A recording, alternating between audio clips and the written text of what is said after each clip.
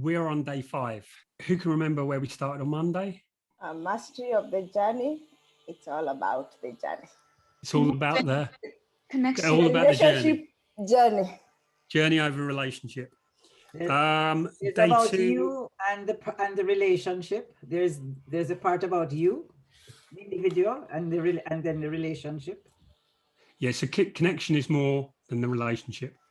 It's more about the relationship journey than a relationship. Day 2 was deliciously nutritious relationships, which is the graph, the diagram model that Sandra's so beautifully illustrated. Day 3 was about love isn't a lottery, and projects, processes, practices. Day 4 was think free, be strong, share joy. And today is, so basically there are 7 problems and 7 skills to learn in the relationship journey. So a relationship journey is really about, it starts with you. Like at the center is you, is your emotional capacity. How happy you are is really about you. And obviously you're not going to be happy in certain situations, but it's about how you navigate through those situations. We talked, I think yesterday, about everything is there and it's all in your perceptual range. And it's about what you see, what you experience really comes down to your framework and how you navigate through the circumstances of your life. So then it becomes, so initially, like the first skill is finding someone. So this is really about dating skills. So it's the ability to find a suitable partner whenever you want. Now, if you don't have that, if you haven't mastered those skills, there's going to be long gaps between relationships. It's going to lead to people staying too long in a bad relationship, feeling the need to please or impress a partner, being frustrated at dating sites or the whole process of dating and feeling like, when is my one going to come along? And that can lead to despair at ever finding another partner. So the next, these aren't exactly specific of when it happens and where, but one of the next ones is about connecting, is the ability to build connection. If you don't have this, if it's on the dating, like on a dating level, it makes it very transactional and it lacks humanity and lacks real, it's just a series of transactions. So relationships tend to stay superficial. There's no deep attachment. You grow apart in the relationship, and challenges will tend to drive you apart. So the next one there is choosing. So I've separated finding a partner from choosing a partner because I think they're distinctly different skills. It can be quite easy to find someone, but you just keep getting into the relationship with the wrong person. So choosing is the ability to choose the right partner for you. So there's one thing of dating and there's another thing of committing. And you want to commit to the person who's right, the person that you can have. So because I think you don't have to date just for lifelong partners. Lots of people are like, they're really attracted to the really fun, really the one they have a lot of lust and attraction for, but that might be a terrible partner. So it doesn't necessarily need to be someone you commit to. So choosing is about who do you commit to? And if you, if this skill isn't developed, then what will happen is you'll choose someone who's fun, but potentially irresponsible. So like the dating relationship and a domestic relationship are very different. You could end up in a toxic relationship or end up being in a relationship, but then like 5 or 10 years in, be like this is the wrong person.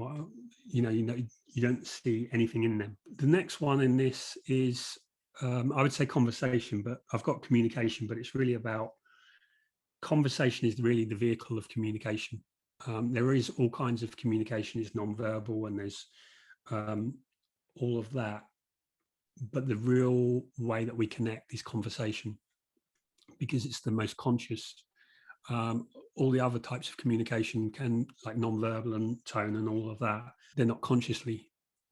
They're just stuff that we pick up on, which is really a side effect of our emotional capacity. So conversing is the ability to communicate consciously and meaningfully. When we don't develop this, conversations are more superficial. Connection isn't as strong. You don't tend to know each other so well. So you assume that you know the person, but you don't really go to deeper depths. And so you start, that can be a place where you start to disconnect, because you're now interacting with them as if they're the model in your head, as opposed to the real person. Also, if you don't really develop this art and you don't really have those conversations, what's going to happen is you're going to get bored within the relationship, and the tension is going to go outside. So what that means is not necessarily that you're going to cheat. It may be, but it may be more that you'll get more of your fulfillment from outside of the relationship, which means in the end, like, what do I need this for? And so it can weaken the relationship. So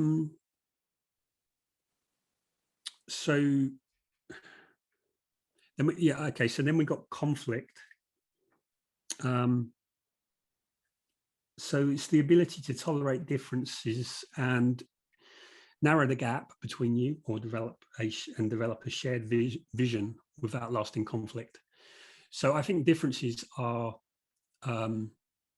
natural and always going to happen, but it doesn't necessarily need to lead into conflict. And if you don't master this art, then differences don't get resolved. So John Gottman talks about 67% of problems are perpetual problems. So he separates between the problems that we have that are based on the situation and the challenges that we're currently facing, but it's going to change in time. So like if you've got a 2-month-old baby and they're screaming and they're teething or whatever, and that's causing problems in the relationship, that's temporary, because that will change.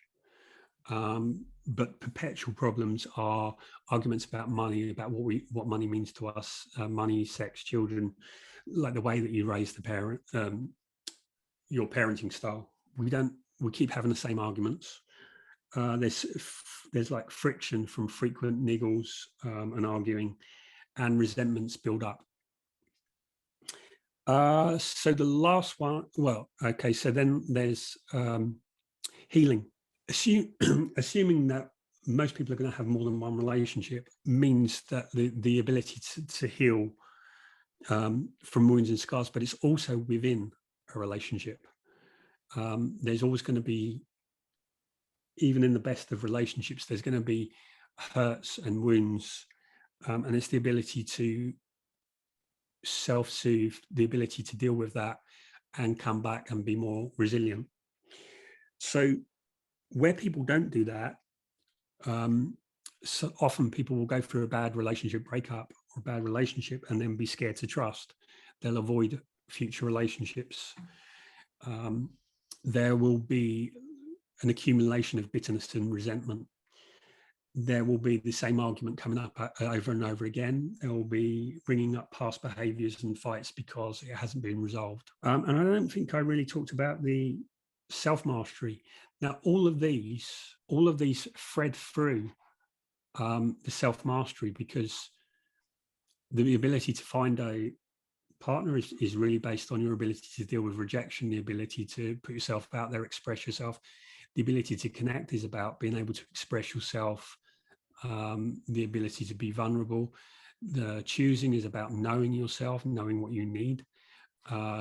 Conversation is a skill, and it's a skill based on social confidence, your confidence, is based on your ability to express yourself and the ability to listen. Conflict is how well you can manage your emotions.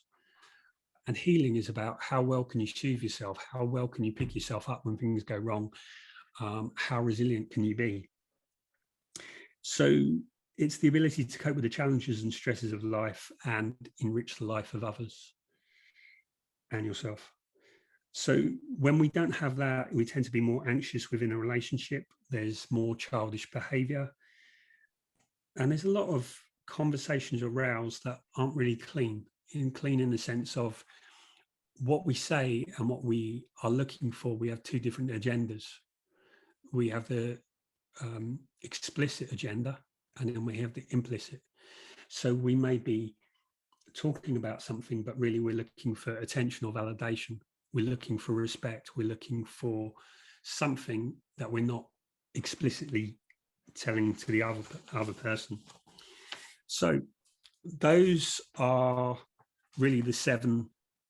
So the seven problems are not knowing how to date effectively, not knowing how to choose the right partner, not knowing how to be yourself in a relationship, not knowing how to enroll a partner or open up honest communication, not knowing how to deal with differences, not knowing how to keep the connection growing, and not knowing how to heal from wounds.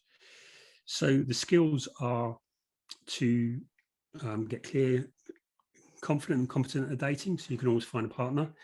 Understand how to know who's the right partner for you to commit to be natural, to know what your boundaries are, to set the standards and communicate openly and honestly, to use differences to deepen connection, to bond through a shared vision, to build, maintain and deepen a bond, and to heal hurts and wounds. Yeah, I think that all sounds really great. But what if you haven't got a partner that you can do those things with? Because I'm the kind of person that likes to have a deeper connection. I like to scratch beneath the surface. And the relationship I've just come out of, 2.5 years, I never managed to scratch beneath the surface. And it used to frustrate me because that's a big bottle. Because I never felt that I really got to know him. He was very closed about the past and things like that. And I felt frustrated that I couldn't get really deep into his soul, if you know what I mean. So how do you get somebody to let you in like that? Or is it a case of if they don't, they're not the... So we talked, I can't remember which night, but we talked about there's a spectrum between totally closed off, totally open. So there's a spectrum on all of these aspects, and people have the range. And if you make them feel safe, if you make them feel confident, if you make them feel... So you personally, Julie, have a range of behavior when you're feeling really strong and really confident, really happy, and when you're feeling tired and stressed and doubt yourself. There's that range of behavior for you of how open you are, how ready you are to talk to people. So other people will have that. And part of that is choosing the right partner, someone who's within your thresholds of what you need. You can activate the better part range of their spectrum or the worst part, depending on how safe, how trusted, how strong and happy that they're feeling. So it's two things. So it's first, how do you choose them? Someone within your range. And then secondly, it's how do you create the atmosphere in the relationship that they're more likely to open up? So you can't make the wrong partner open up, but you can encourage the right partner to, or create the atmosphere. But how do you choose the right partner? Because you don't know, do you, until you've been with someone a while and get to know them. So I always think, oh, they'll open up. And then time goes on and they don't open up. And you're then like a year or 2 years into a relationship. Okay, so there you have it, right? You said, oh, they'll open up. So that was your assumption.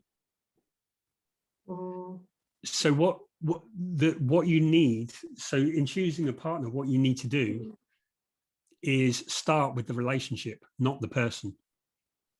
Because what you've spoken is what most people do, is they meet someone and they go, oh, this is interesting. Oh, we get on, we have fun. So the first level of connection is fun. The second level is emotional connection. And the last is partnership. So just because you get along and you have fun with someone doesn't mean that they're going to open up. So what you have to start with, and this is really about yourself, this is the capacity of knowing what you need. And so first you have to question, do you really need that opening up? And why? And what is it that will give you? And then when you're clear about that, then rather than go with the checklist, like most people have the checklist of someone taller than me, someone in a good job, stable income, someone with sense of humor, all of those things don't really map out as much emotionally later. So it's about, what do you really need? If you really need someone that you can sit down and have those conversations with, then that's what you're filtering for. And if they don't do it, and this is why I say, I think it takes at least a year to get to know someone. And if they haven't opened up in a year, then they're probably not going to. Because what you're expressing is that you need someone with the ability to open up and have that conversation. And if they can't do that in a year, then what's going to change? Yeah. In that year when you're dating is when you're seeing the best of them. Because you're only seeing them at their best. So like if you see them maybe once, twice, 3 times a week, you're seeing like the 3 best times when that's all they're focused on. When you get into a more domestic relationship, you're going to see them when they're tired and they've got other things on their mind and they're multitasking.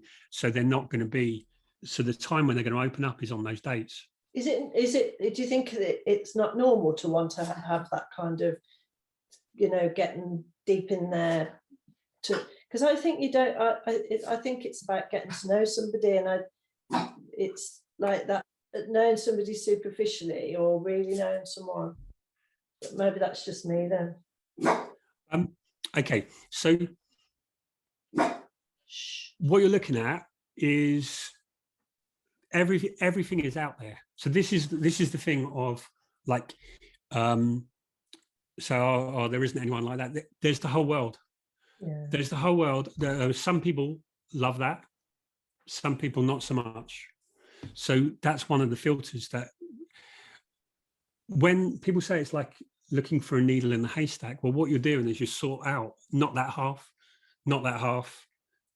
somewhere there, and then it's another dimension of that, cut that in half.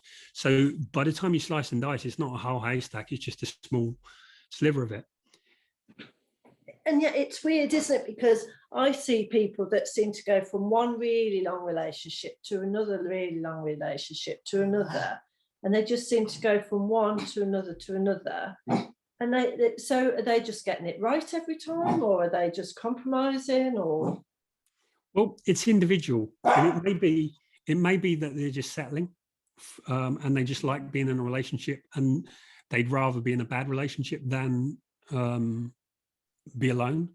It might be that, like, a lot of people are driven, like they need to be in a relationship, and so they'll just take any relationship and make the best of it.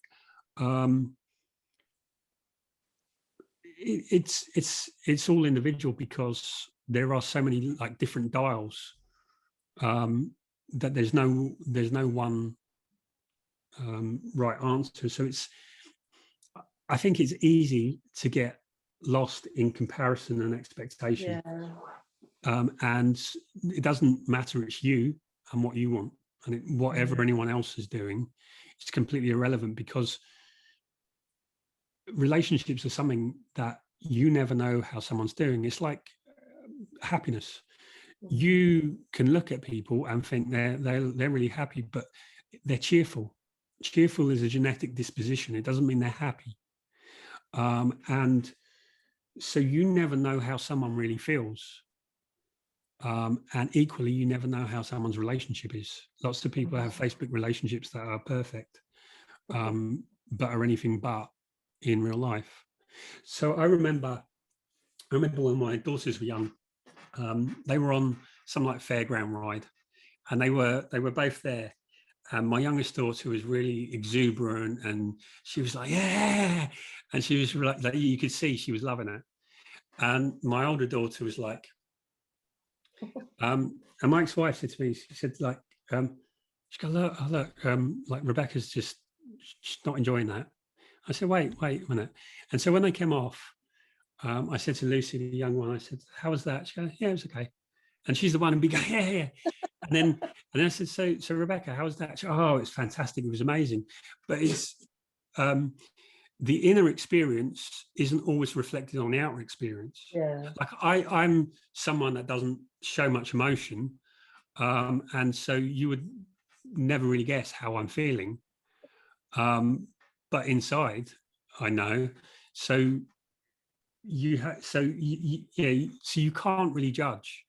And a lot of people, there's a lot of pressure of people, like people will feel that there's a sense of failure if they're not in a relationship. There's people, I can't remember where I saw this, but somewhere it's like there's this ranking of single people, unhappy in a relationship and happy in a relationship. Really, whether you're single or in a relationship, it doesn't really matter if you're happy.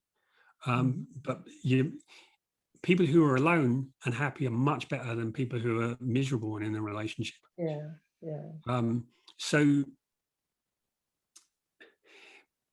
and relationships are so different to different people, and they mean things to different people. Some people, relationships are really important, and some people not so much. It depends like we talked about. It goes a lot to what your blueprint is, like what happened and what does that mean to you. In the same way that money means a lot to some people because it means they've made it, it means security, it means safety, and to some people it doesn't mean that much.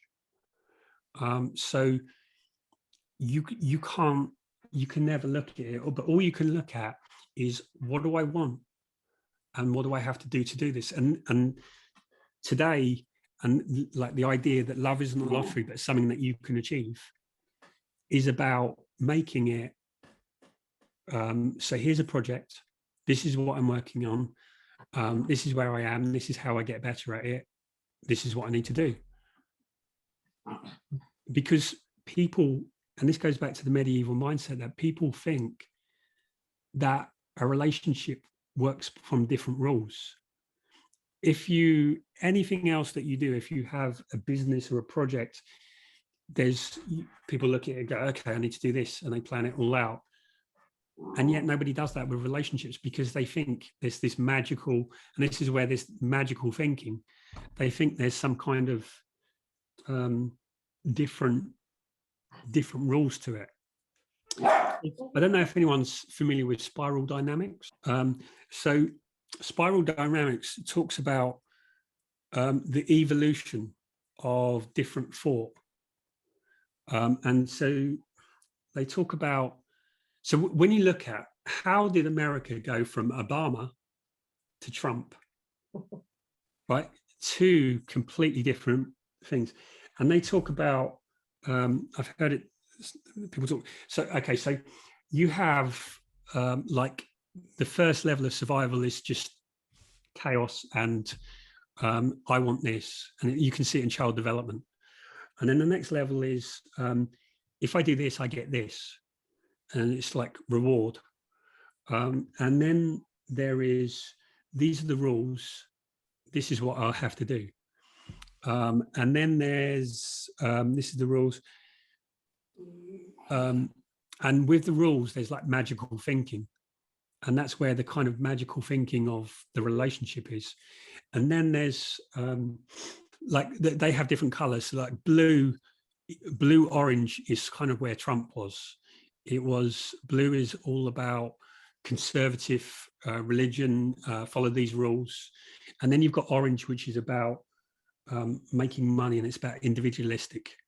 And then you've got, from orange, you've got green, which is all the kind of woke, which are like our society is kind of moving into. It's about green, as in eco, it's about good for others, and all of that kind of thing. So you can see, and what they were talking about was Trump and Obama activated different elements of society. So I think it's Ken Wilber who talks about transcend and include, which is every stage is always there, and there's some people at that stage.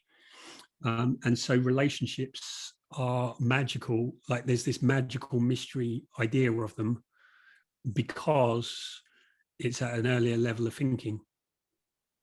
And so when I said that we haven't done as much research, there isn't really the body of knowledge, what that means is it hasn't evolved past the ideas of magical.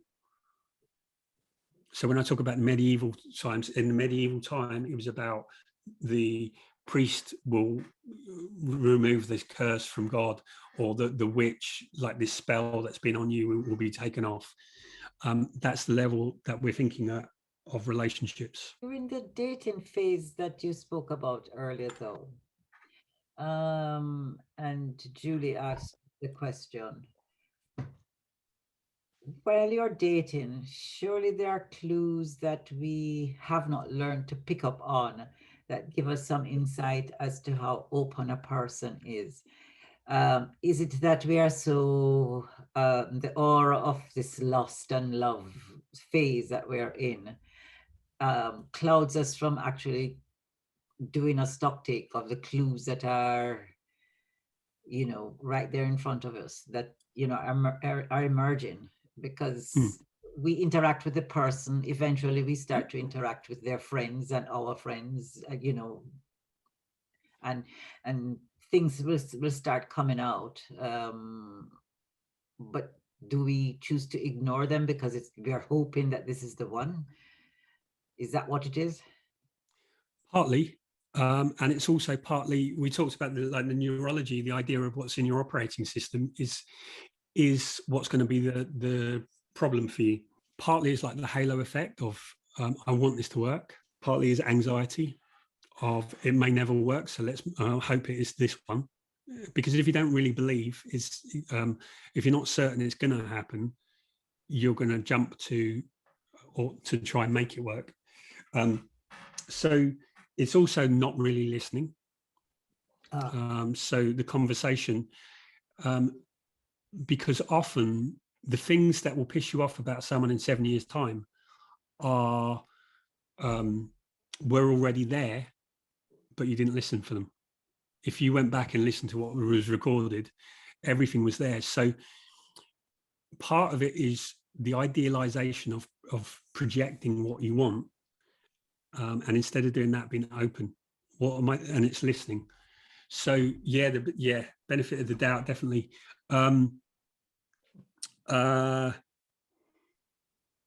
So if you talk to someone, so I've done this, sometimes I do this with people. If you just talk about relationships and you're really listening, you can pick up on what's in their operating system and where their problems are going to be. So, because as they talk, you'll see the assumptions that there's no man out there. That's immediately going to close you off. The assumption that someone has to be like this, the assumption that the man has to be the one to message first, the assumption. I spoke to someone a few months ago, and just listening and then like challenged what her assumptions were, and her assumptions were, there's no men out there. I don't like any. She was American. I don't want any man that's voted for Trump.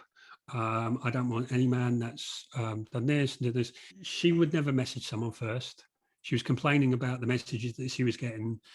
And then, so I just challenged her, and then she go, like, so I got a nice letter back that, or email that,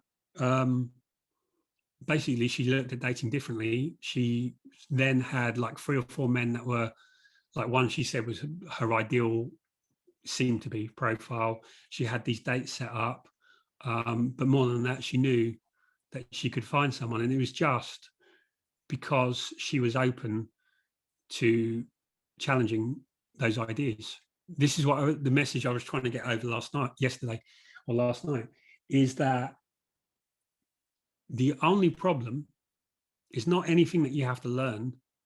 It's something you believe that isn't true.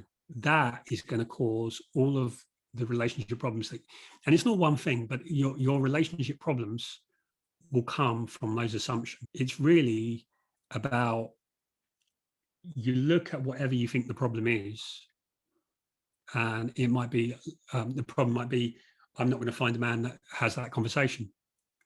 Okay, so the assumption is no men want to have that conversation.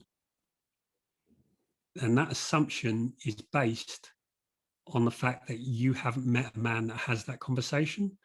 But if you think about, there are probably, okay, so I'm going to go back to you, Julie, because we have something to work with there. Do all of the female friends that you have, would they all like those conversations? They all like the conversations. What, the deep conversations, you mean? I don't know. Okay, so maybe there are some of them that wouldn't. So it's not a female-male thing, it's a personality thing. And so it's not that men don't want that, it's that some men don't want that. Yeah. And some women don't. But if And you're so, trying to have a deep conversation with somebody, if you go deep and they don't match you, is that your opportunity to filter them out? If you've been with them for, some time, like you said, a year or so. Yeah, I mean, if it's a pattern, because obviously someone might not be, it can be mood specific. They can have something on their mind. But yes, if you can never have that conversation, because the thing, like if you get really, like building the emotional capacity is then you say, okay, so that was an invitation because I wanted to have a deeper conversation with you. But I noticed that you didn't pick up on that. Are you uncomfortable with having a conversation, or it's not something that you like to do, or something else? And there, that opens it up. They either respond, in which case they're someone that can open up, or they're someone that won't. And generally, so if they don't accept the invitation, then you move on basically, because you can't. Yeah, but I would bring it up. I would make it explicit. People have different backgrounds. Some people. We talked a little bit about yesterday. Some people it's not safe, to be honest. Some people it's not safe to say how they feel because their family. So I grew up like my family, my parents and that are Irish. So Irish have lots of rows. Whereas my sister then found like her husband in English, they don't row. Like this is like his particular family, not all English people. I'm sure some row, but there is a different communication style that causes people to be less comfortable. So if you say to yourself, it's a question of, this is what I need. I want somebody that's open and honest and transparent and communicates. Then if you've made that explicit and they don't meet that need, then it's up to you to move on. Yeah. What holds us back is because something else is, we're thinking, but they would be so perfect. Where people get stuck for years, it's this person has almost everything, but they just don't have that. And they become a project. And you think you're going to change them, and inherent in that is control and manipulation. Yeah, I just find it odd when people say that they've been in a relationship for some time and then they do split up but they didn't see any red flags, or they weren't aware of red flags, because I think the red flags are there, but we don't see them, or we don't want to see them, so we would pretend or ignore them.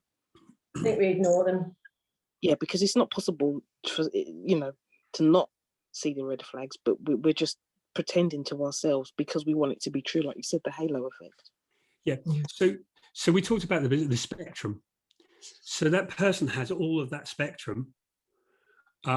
But what also happens is when we're looking at them, we only focus on this part of it that we want to see, and the inconvenient truths we ignore. So it's being aware of our own mental filters are creating a perception of someone that is more of an idealization. It's quite scary, really, isn't it? I think you can end up, and I know I've done it, staying with someone for a long time, even though deep down you know that they aren't the right person for you. So Is that about your own insecurity? Can I just ask you a little bit more about that? Yeah. Why? What made you stay? I suppose this sounds really, really stupid, but I think Betty just talked about red flags. So this relationship I've just come out of 2 weeks ago, 2.5 years, in October last year, we both decided to move house.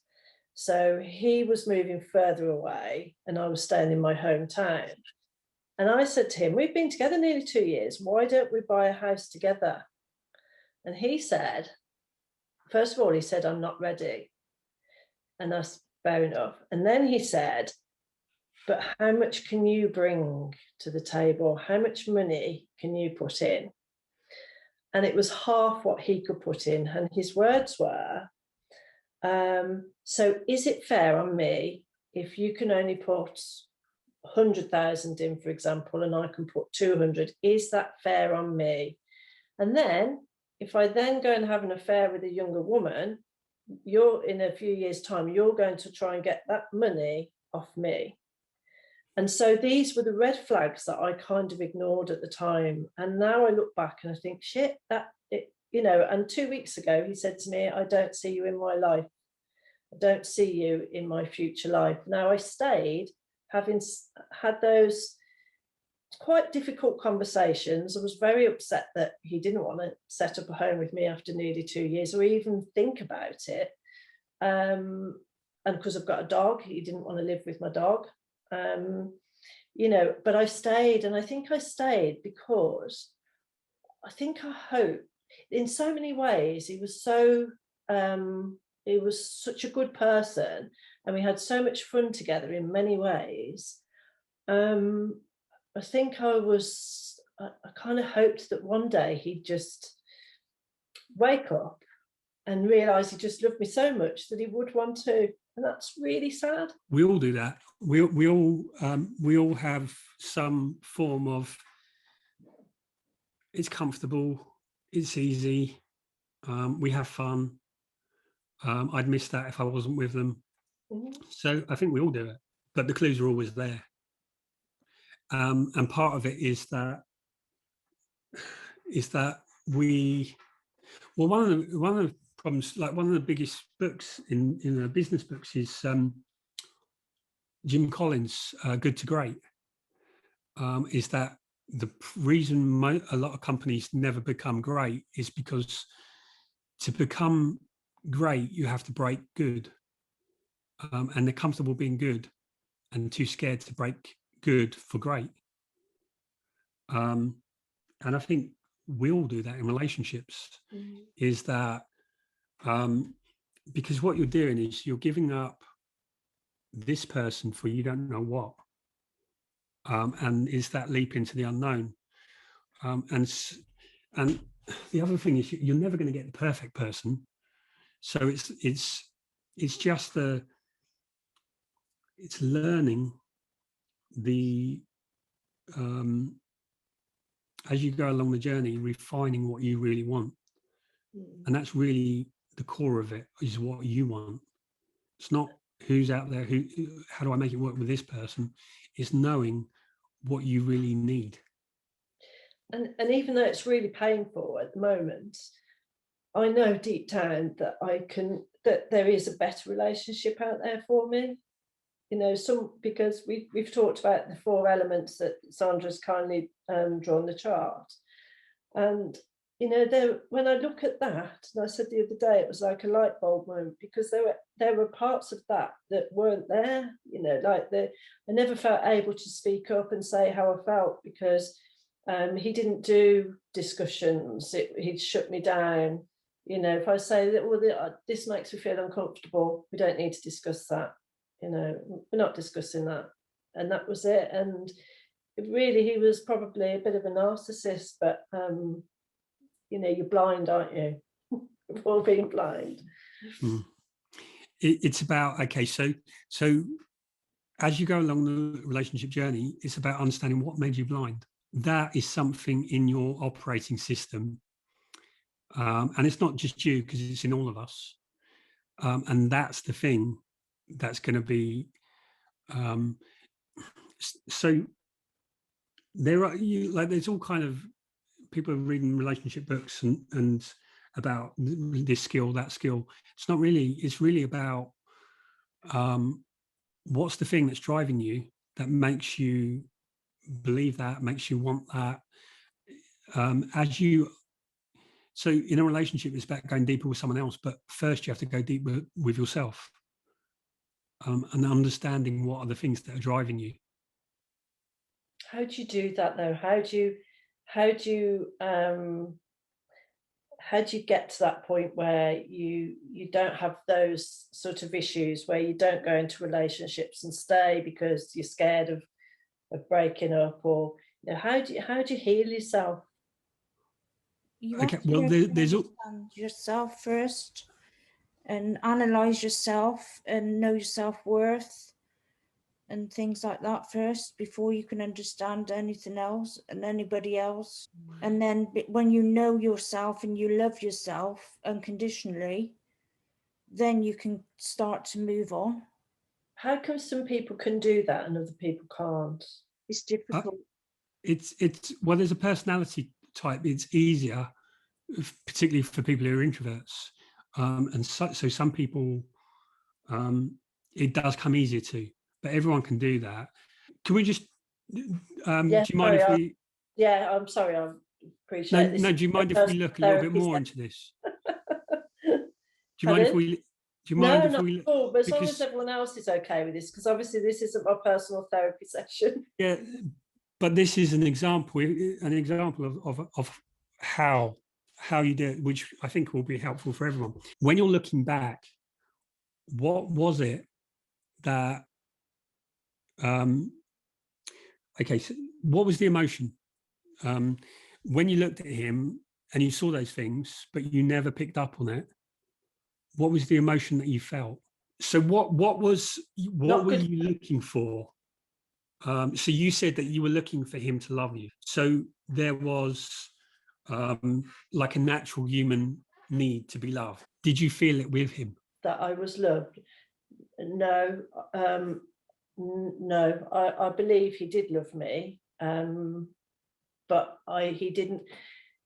I don't think he always made me feel loved. He wasn't the kind of person that, you know, I think, for example, that a physical relationship starts outside of the bedroom, and I'm the kind of person that needs that sort of hand, you know, hold a hand when you walk down the street, or all the normal things, I think. And I think those are the kind of things that bring you closer, that make you feel loved, when someone holds your hand or says, you know, you're sitting on the sofa and they say, oh, come here, Jules, come and snuggle up to me while we watch this film. It was never like that. It was almost, there's like a kind of emotional gap somehow. Okay. So you wanted to be made to feel safe. Yeah. But you didn't really have that. Were there times when you wanted to feel more like, when you wanted to be loved more than other times? I don't know, really. I think,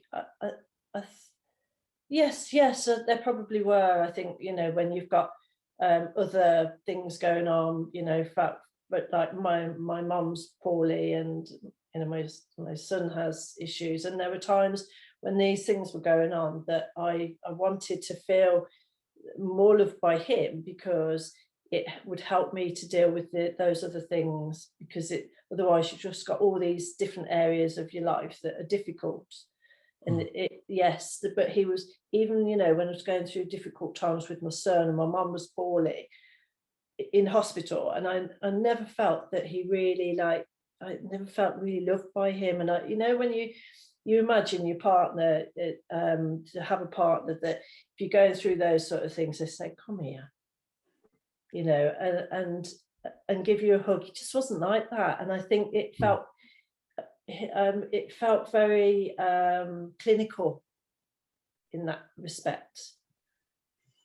So you wanted to feel safe and loved, so in a way, so that you were supported with your outside pressures and stresses. Yeah. And so you didn't get that. What was your reaction? Like, to you didn't get that from him, but you felt sometime that would come? I hoped, yeah. So did you feel that you needed to prove something, or you needed to do something for him to love you more like that? Yeah, definitely. And I so did. then I bent over backwards for him. He'd come to my house, he'd sit on the sofa where I am now. I'd cook him dinner, I'd bring him drinks, and I was like a little slave, backwards and forwards to the fridge, and you know, and yet I'd go to his house and I'd be doing pretty much the same there. So, but I did it to please him. Just so some way you felt like if you please someone and you do something enough, someone will love you. That you have to earn the love, and so in the relationship, the signs were there, but your framework was that if I just do this more, he'll love me, and then I'll get what I want. Yeah. And yet they're two different things. It's like oil and water, because he's not going to love you for what you do. He's going to see you as a servant. He used to save his ironing for me, actually. Can I say something really brutal, please? Let's just kick me while I'm down. Julie, do you want to hear something brutal or very brutal? You won't. Do you think I need to hear it? It's up to you. Say it. Is it, Fei Wu, let me just ask you this. Okay. Is it helpful? I think truth always helps. Okay, is it kind? It's kind. It's out of my outgoing concern for her and for all the others. Okay, and one more thing. Is it more about you or more about Julie? More about her. Okay, so it's up to you, Julie. I'm very brutal, so. You can say it. It doesn't necessarily mean I'll agree with it. You didn't love him either. I did. But maybe not enough. We can only love people when we have love to give. But Fei Wu, let me just say that I haven't. What you've said is your opinion. Yes, you said it as a statement of fact. Yes. So it's an opinion, not a statement of fact. People love differently. There's no universal definition of love. So you cannot jump into conclusion and go that she didn't love him enough.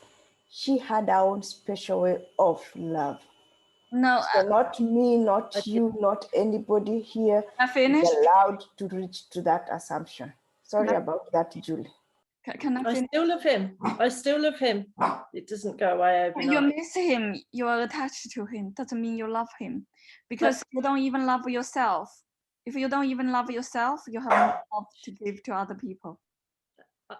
Well, I beg to differ. I did love him. I do love him. If he walked in now and said, "I'm sorry, we can make this work," I probably wouldn't turn him away. Yeah, I don't expect anyone to agree. I just state my opinion. Yeah, hang on a minute, Fei Wu, because I might actually agree with what it seems like the thing that you're saying deeper underneath. First of all, you're pointing out that, yeah, she has self-love issues, which I identify with, which I said to Julie yesterday, that my father was also absent and my mother was emotionally absent. And second of all, I feel that Julie didn't love him. And what I mean by that is I feel she loved the idea of him and not the person who he actually was. Maybe. So I'm going to say that I do agree with Fei Wu on a deeper level. Maybe I don't know what love is. Maybe I don't really know who do any of us. Oh, that's a good point, because you know what, Julie? Love isn't loving someone who doesn't love you back. Because when you look in the mirror, you get a reflection. If there's no reflection, it's not a mirror. And he didn't reflect that love back to you. So how are you loving someone if he's not loving you back? That's not love, is it? So I think that you had an ideal image that you projected onto him, and that you have that deep need to love someone, but you didn't love him because there was no reflection coming back at you. He would have said that he showed me love in other ways. So when I moved house, for example, he put my beds together, he put my furniture together. That was, I think, how he showed his love. He didn't show it through, sorry, my dog's demanding attention here. But Julie, what do you think about the idea that you didn't love him, that actually you didn't get to know him at his core, that what you loved was a projected ideal image of him? I think what this brings up is we're all individual, and relationships are all individual, but also our definition of love is individual, because we can only understand from the level of awareness and the level of capability that we have. So I think there's a point there in that oftentimes we want love, we crave love, and so sometimes we'll have an idea of what that is, and it's kind of like we filter out some of the things to have that. But I'm really reminded of Eric Fromm said that love is a verb. Love is something that we do and not what we feel.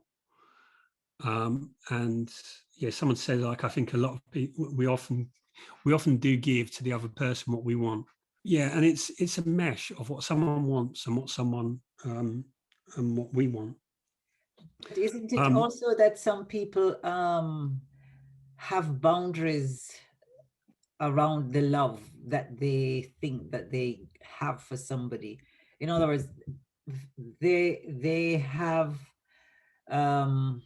put their love within a certain set of boundaries, either out of fear of being hurt.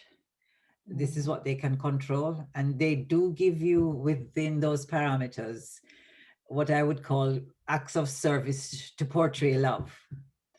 So, you know, like doing the bed and doing all of those things, and they will fix your car and all of those things. And that for them is showing you that they do care.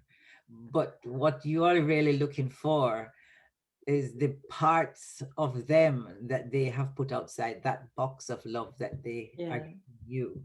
And most of us strive to get those things outside of the box, but they're never revealed, which is what I think maybe you're thinking about. So you love him. I'm not going to question whether you think you do or what but your love may, as Betty was saying, you know, it may be your idea of what love with him could be, and your search for intimacy with him in terms of getting those conversations was to fill in those blanks, the pieces in the jigsaw puzzle that would make it complete. So you had the framework, which was him, and to get the deeper meaning, I think you're striving to get that from him. But his box was a lot smaller than yours, unfortunately. So the pieces that you wanted were outside of his box to give. I think that's my interpretation. No, it's a nice way of putting it. And I think, yeah, you're right. I think there can be a lot of introspection, can't there, after a breakup? And like, you know, you find yourself thinking, what if I'd done that differently? Or what if I hadn't said that? Would that not have happened? But I think you're right. I think it's about two people perhaps not really being completely right for each other. And it's understanding that it's what's in your operating system, your neurology, and it's also what's in theirs. And some people are scared to love. Some people think it's they want to limit their love or whatever for different reasons. Stephen. I I think people are making judgments where perhaps they shouldn't be. My recollection from the John Goffman thing, where you were talking about what constituted successful relationships, or what were the features of that. One of them was that you have a mutual overestimation, if you like. Like a delusion, you mean? Yeah, delusion, mutual Positive delusion. Yeah. So and so that is part of, it's not something you can't say, well, that is part of what love is that you are seeing the best sides of people. The unfortunate aspect perhaps is that it wasn't, it's not always reciprocated. There's no assumption that because you love someone also has to love you. They can be in a relationship with you, but that doesn't mean they have to love you. In my experience, the best thing is to ask them. If they use those words, then you know. If they avoid using those words, then you also know. People will be in physical relationships without being in love. And based on what we were talking about the other day, where we were talking about arranged marriages, arranged marriages, and people said those are successful. Part of the success perhaps is that the excess emotion of love perhaps isn't present. So the ideal of love is that you have this amazing relationship with someone and you're madly in love with each other, and that you grow from that. But that's not necessarily what happens in relationships, and it's not necessarily successful. Sometimes, how can I put it? It's like a journey. I mean, I think the journey bit is the key, and that you can be in different places in that journey. You can be together, but you can feel different things, and also it can be as the emotion occurs, then you can have differing kind of views of people as they become emotional, if that makes sense. They appear to you to be different, and that's part of that relationship journey as well. So sometimes when someone's in love with you, they're slightly irrational. I mean, it's kind of part of the nature of it, and you might find that they're in that situation, that they're slightly irrational, and you're like, well, I don't like this, and then you become like that, and we're not aware of ourselves as much as to recognize it. So I don't think that that anyone can judge how someone else feels. That's their own personal feeling, and they should know, and it's what it means to them. Emotions are many and varied, and some of them we have names for and some of them we don't, but it is exactly what it means to you. And as I said, the only way that you can tell what someone else feels is if you ask them, and perhaps you also need to define or agree the meaning. So they might say, well, of course I love you because I'm here. And you might say, well, actually, love means more to me than that. It means this, this, and this. And then you've got an agreement, because if they then say, well, actually, no, I'm just being here is enough for me, or you just allowing you to be here is enough for me, then that may not be the same definition.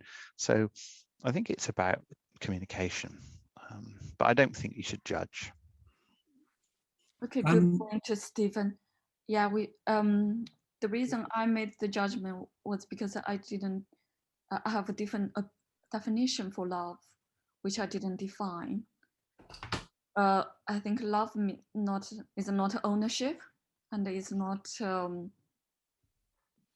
getting, but giving. And when we give, we don't. For example, when you serve dinner or meals for your partner, it's not because you want to get something in return, but because you have their best interest in heart. It's what they need. It's not because you want them then to show you love in some ways, not about your own benefits, but for their benefits, then that's love. But we That's my talked definition of love. we talked about different love languages. I mean, I remember Rob mentioning this at some point, and that different people have different things that have meaning to them.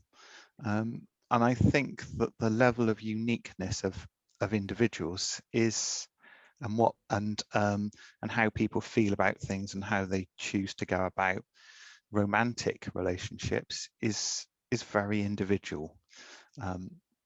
That's, I don't think you can say, well, the way I feel about it is this, and you have to feel like that, because otherwise you're not the same. Everybody needs to have that space to have their own emotions and express those emotions in the way that they feel is appropriate. But in a relationship, I think you need to communicate and ask and confirm if that the other person feels the same way as you, if that's important to you.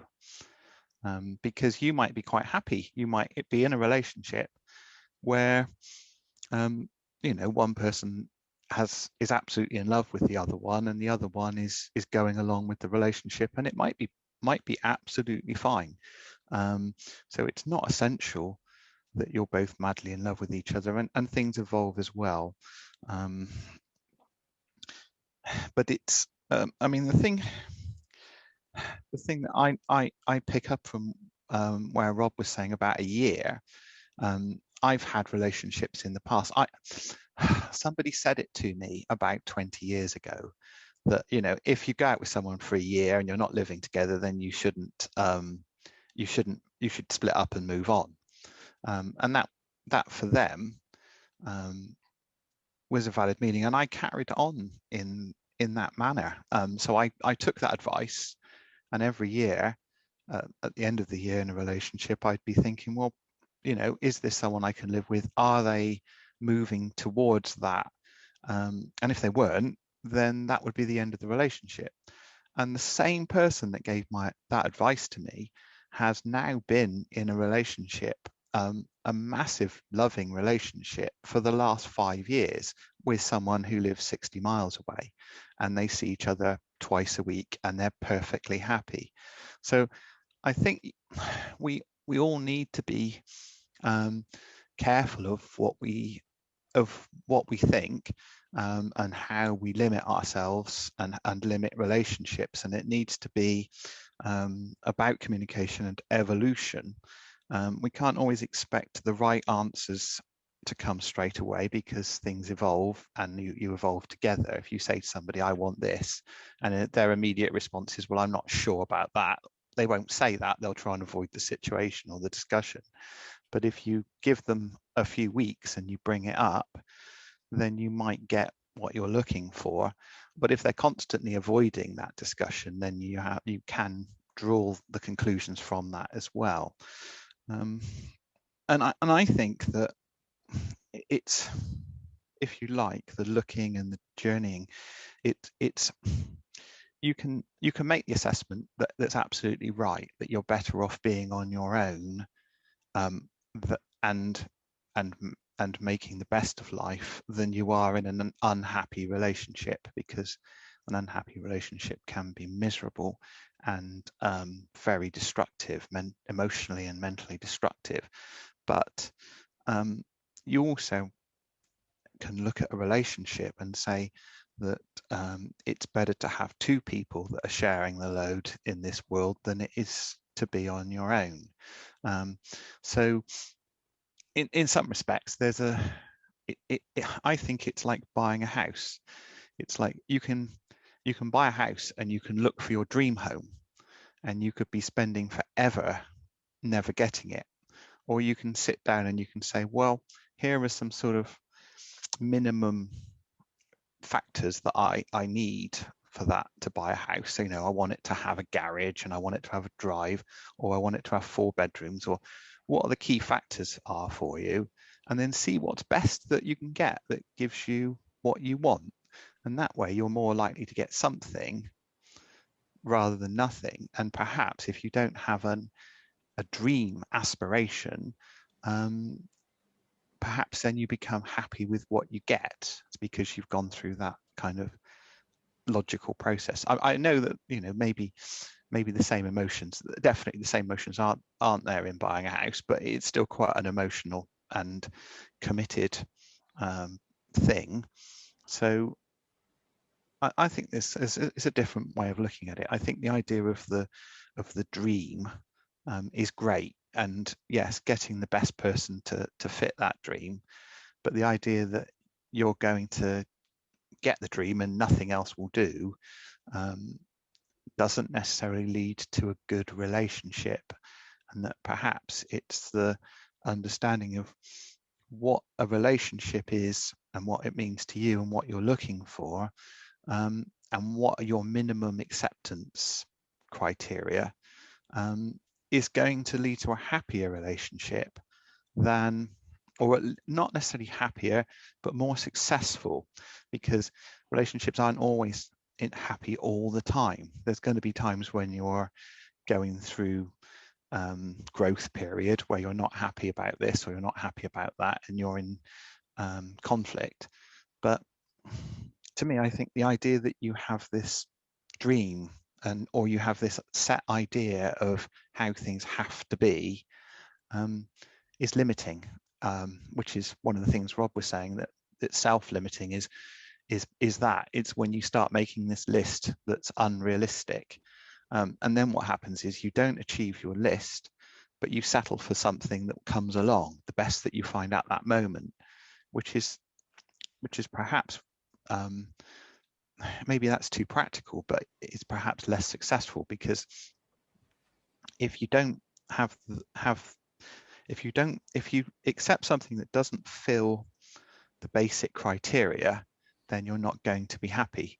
So if you needed a 4-bedroom house because of the number of people in your family, and you only got a 3-bedroom one because it had a great garden and a garage and other things that you wanted, or it looked nice, then ultimately it's not going to be practical.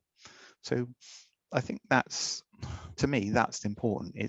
Relationship is about communication and agreeing what you're looking for, understanding what you're looking for, and finding that with a partner. But Rob, can I ask a question? Because with the whole idea of communication and saying things, isn't it more the case that actions speak louder than words? Actions speak louder than words is about verifying if what someone says is true. But you start with the communication. And then if the communication doesn't match up with their actions, then it tells you that the communication is not valid. Like, it's not a valid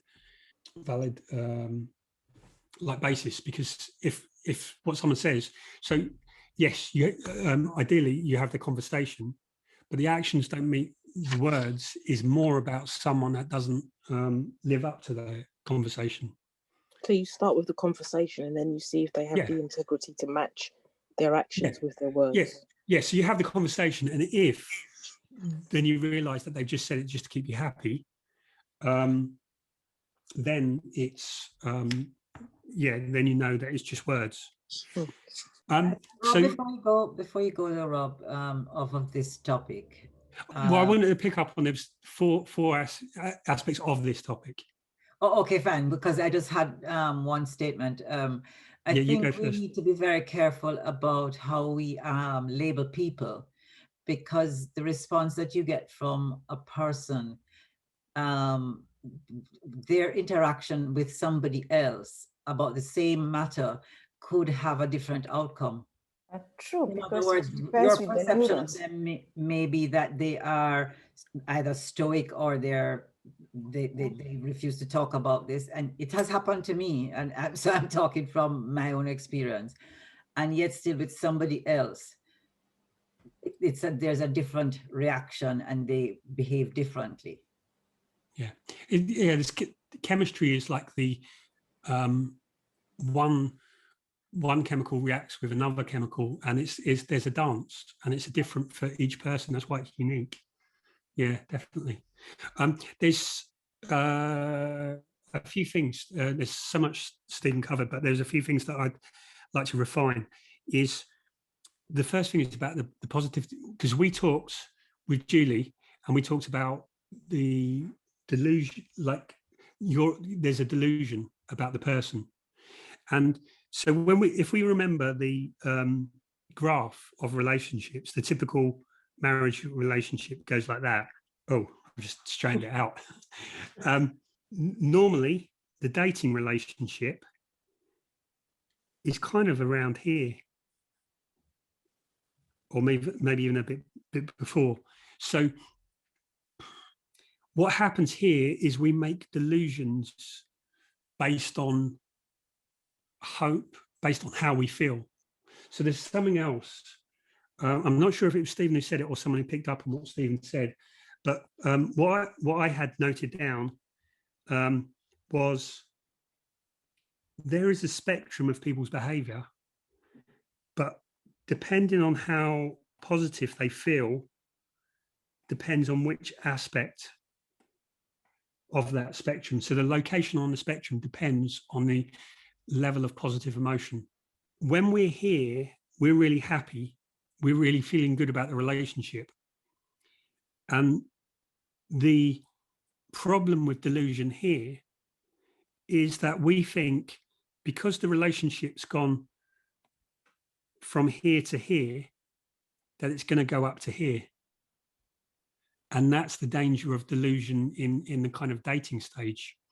So now what John Gottman talked about with relationship masters and relationship disasters, as they call them. So the relationship masters would go to here and then they'd keep it or go up. The relationship disasters, and the distinction there is that this is someone you've been in a relationship with 5 years or so.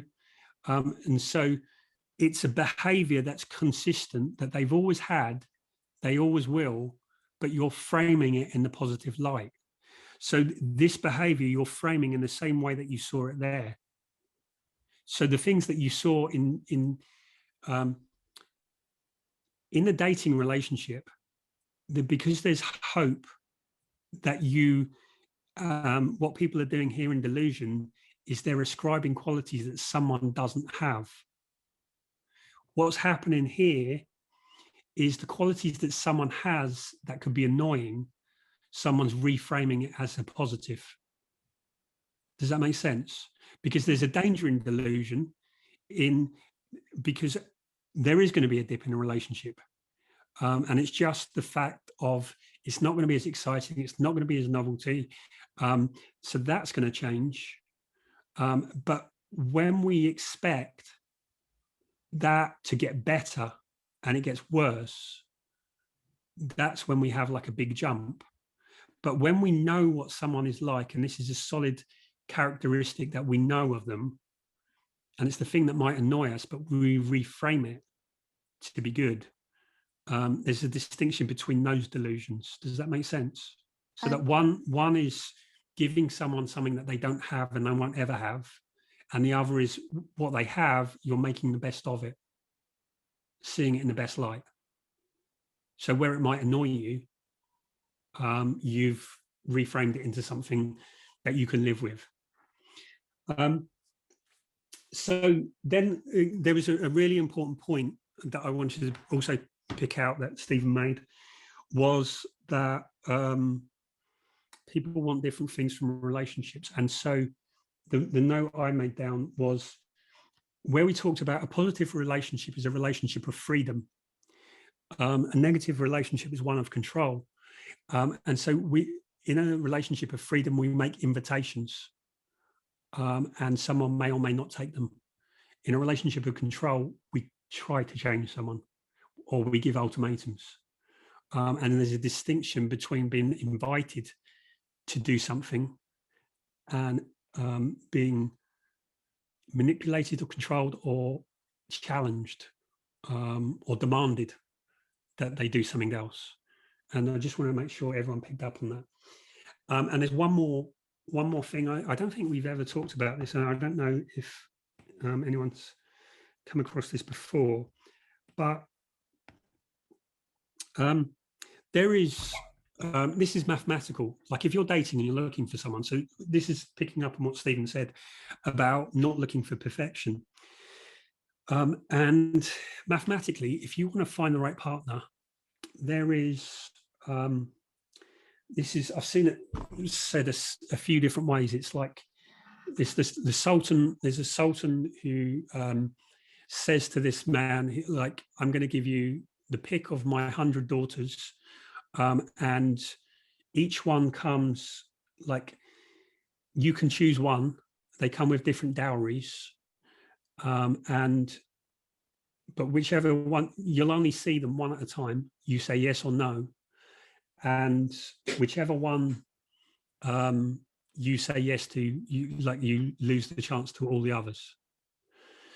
And so mathematically,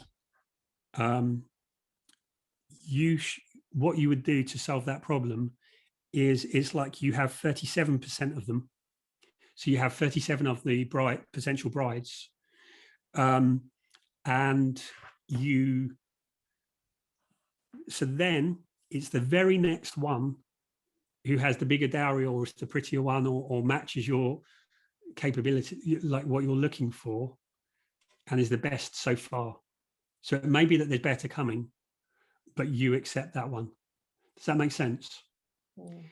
So in other words, if there was 100 people on a dating site, you look at the first 37, the very next one who is better than you've come across, that's the one. And that is mathematically the way that you solve the dating problem. Does that make sense? So put it in more practical terms, you see a few, and when someone catches your interest, you kind of, so here's something else. All right, let me show you this. So basically, if you want to have a good relationship, there's 3 factors. And that is you, your partner, and like the dance between you. So what most people do is they change this one. Different partner, but that's only one of the 3 variables. So what it's really about to get the right relationship is what might need to change in you, what might you need to change in a partner, and what might you need to change in the interactions. And when you get like that one clicks, right, this is how I should be in a relationship. This is the kind of person I need in a relationship. This is the kind of interaction that we have in the relationship. And when you get those 3 dialed in, so one of the things I see people doing a lot is people will be 2-3 years on a dating site, just looking, oh, I'm just waiting for this perfect person. And I think it's much better, find someone that you can get along with, date them, see how it goes. You'll learn from the experience. They're right, they're not right, but you're going to refine. And it may not be them. It may be something you need to be more comfortable. You need to be like letting in more. You need to be working out what's in your operating system. And it may need to be that you try relating to people in a different way. So does that make sense? Yes. I've got on the shared screen, so I can't see a lot of people. Right, there's one more thing that a lot of people feel overwhelmed, and they'll say, like if you look, and I had a quick look on Amazon, and if you look at relationship books, there's 70,000.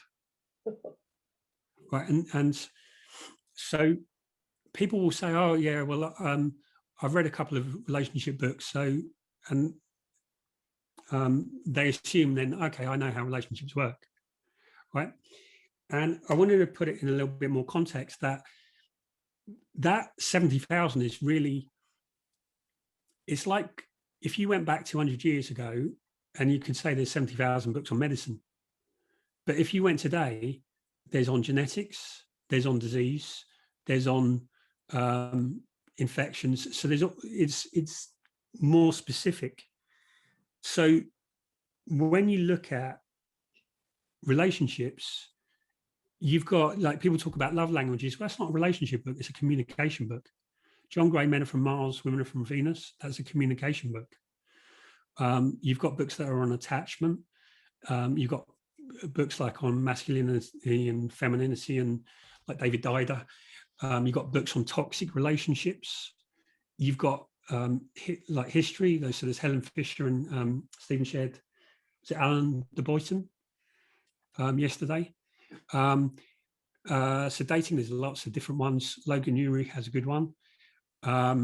Affairs, like Esther Perel, Gottman's also getting that. There's like the conscious coupling of Catherine Woodward, and there's lots more.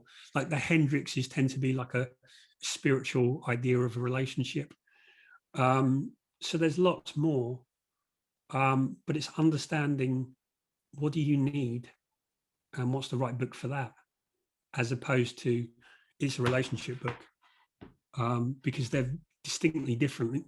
Because Gary Chapman would say it's all about the love languages. The Gottmans would say it's about how you build them. Sue Johnson would all say it all comes from your childhood. Esther Perel has a very distinct thing on, like, don't be too intimate.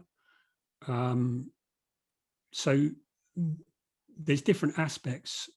And so it's being more intelligent in what you need, as opposed to just, oh, I need a relationship book, I'll just take that one. I have a burning question for Stephen. You said, okay, Fei Wu, before you ask, let me just check, because I sometimes you take us off on tangents, and sometimes it's not always helpful, and it's sometimes intrusive. So before you ask, is it relevant to everyone, or are you looking for something specifically yourself? I'm looking to understand Stephen. Okay, right. So Fei Wu, this is where Okay. we've spoken about this, but this is where you can get intrusive and people can feel uncomfortable. It's So- about something he said. He said a friend said, after you have dated a person for a year. Okay, Fei Wu, let me just stop. Stephen, if you're okay to chat, Fei Wu, you can chat privately, if Stephen's okay with that. But sometimes some people don't want the private messages. Okay. So if you can, so you can now chat privately with Stephen. That doesn't take us all off course. Okay. Okay. I also want to comment on something. Yeah, you can about relationships. This is for everybody. It's not for me.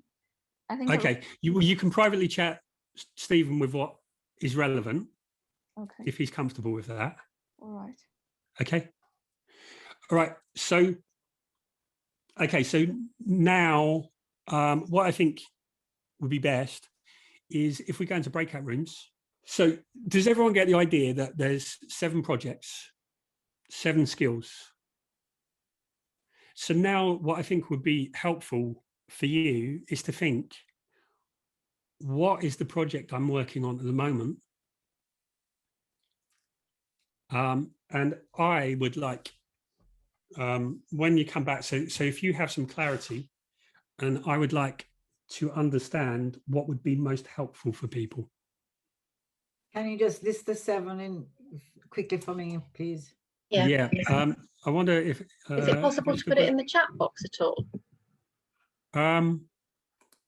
Let me type that quick. Let me just share the screen again. I can say something that's going to be helpful for everybody. Okay. I think a lot of people, based on what I've heard here, consider relationships to be practical arrangements. It's more than that. It has to also be a spiritual journey, in that you give love unconditionally first, then you will receive it. I think lots of people, they love other people selfishly, like when they give is hoping to receive, to get that person to like them, to love them. instead of selflessly, if we love selflessly first, our love will be reciprocated. That's my I don't think that always happens though. Then you are cynical. Okay, Fei Wu, you've made a judgment. Okay. You made a statement, and then you've decided that anyone that doesn't agree with you is cynical or wrong. And everyone is entitled to their opinion. We accept that you're entitled to your opinion.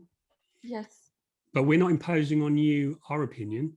I'm not imposing. I'm just thinking. But you are, because you're saying that someone is cynical because they don't believe what you believe. They feel cynical to me. That's my opinion. I don't impose. I don't force them to accept my opinion.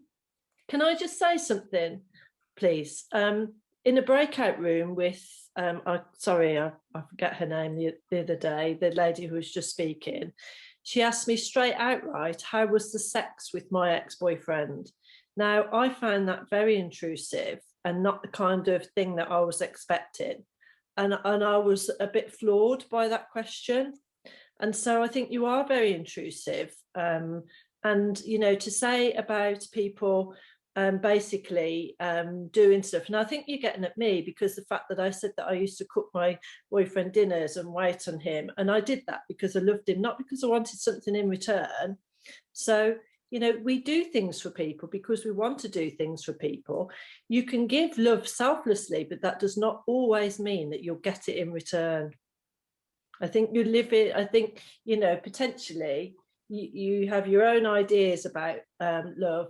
You ask intrusive questions that are personal, and in an open forum like this, you need to be just a little bit more careful about how you word things. Okay. Thank you. Okay, I thank think you. it's sometimes about the way you say something, isn't it? It is, Yeah.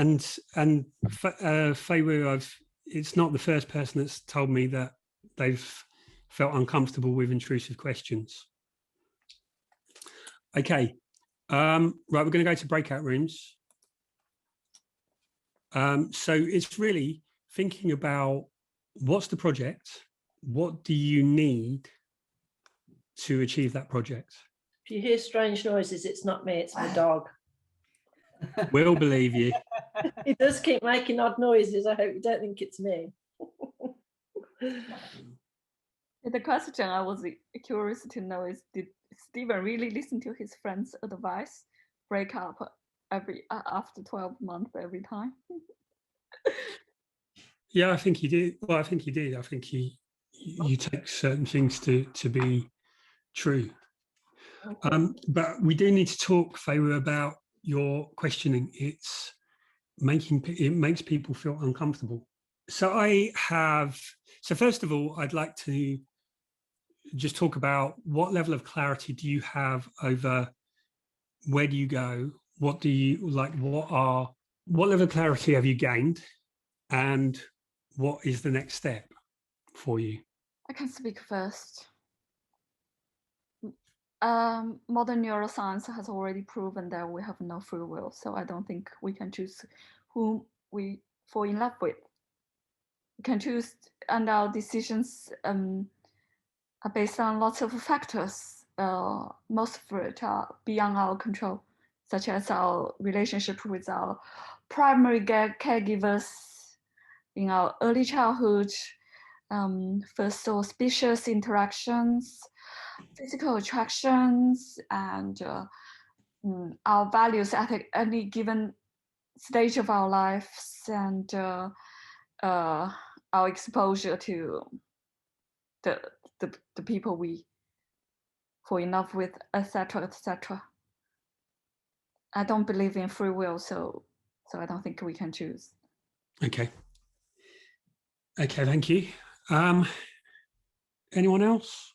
I'll go next. I think what I've learned personally, it's the journey of relationships is, first of all, a journey about yourself. And it's a journey about you focusing on what you deem to be important, what you deem to be valuable to you or not valuable to you, and understanding more about how you operate. So that's personally what I've learned, and then taking that forward. I was in the same group with Nancy and Ling, and I have to accept there's something you said in choosing a partner. Start with the relationship and not the person. For a long time, I felt that maybe the communication was the aspect that I needed to work with, but after listening to that, I'm thinking that maybe choosing is the aspect that I need to go with, because like I say, I meet a lot of people. Finding a man is not hard for me. I can approach, but at the end of the day, it doesn't convert into something romantic. We end up becoming great friends. And now I need to sit down and figure out where is the disconnect. I have found that, I suppose it has just been cemented in my mind that communication is really at the heart of everything that has been an issue for me. And I think that I have to work on myself in how in some circumstances how I communicate, because it's not just the words, it's the how, the when, the why, and what the purpose is of the communication. And sometimes I will deal with one or two of those and not the others, and it can set off other things. So for me, communication means a lot, and I need to be careful. I need to learn to be more balanced sometimes,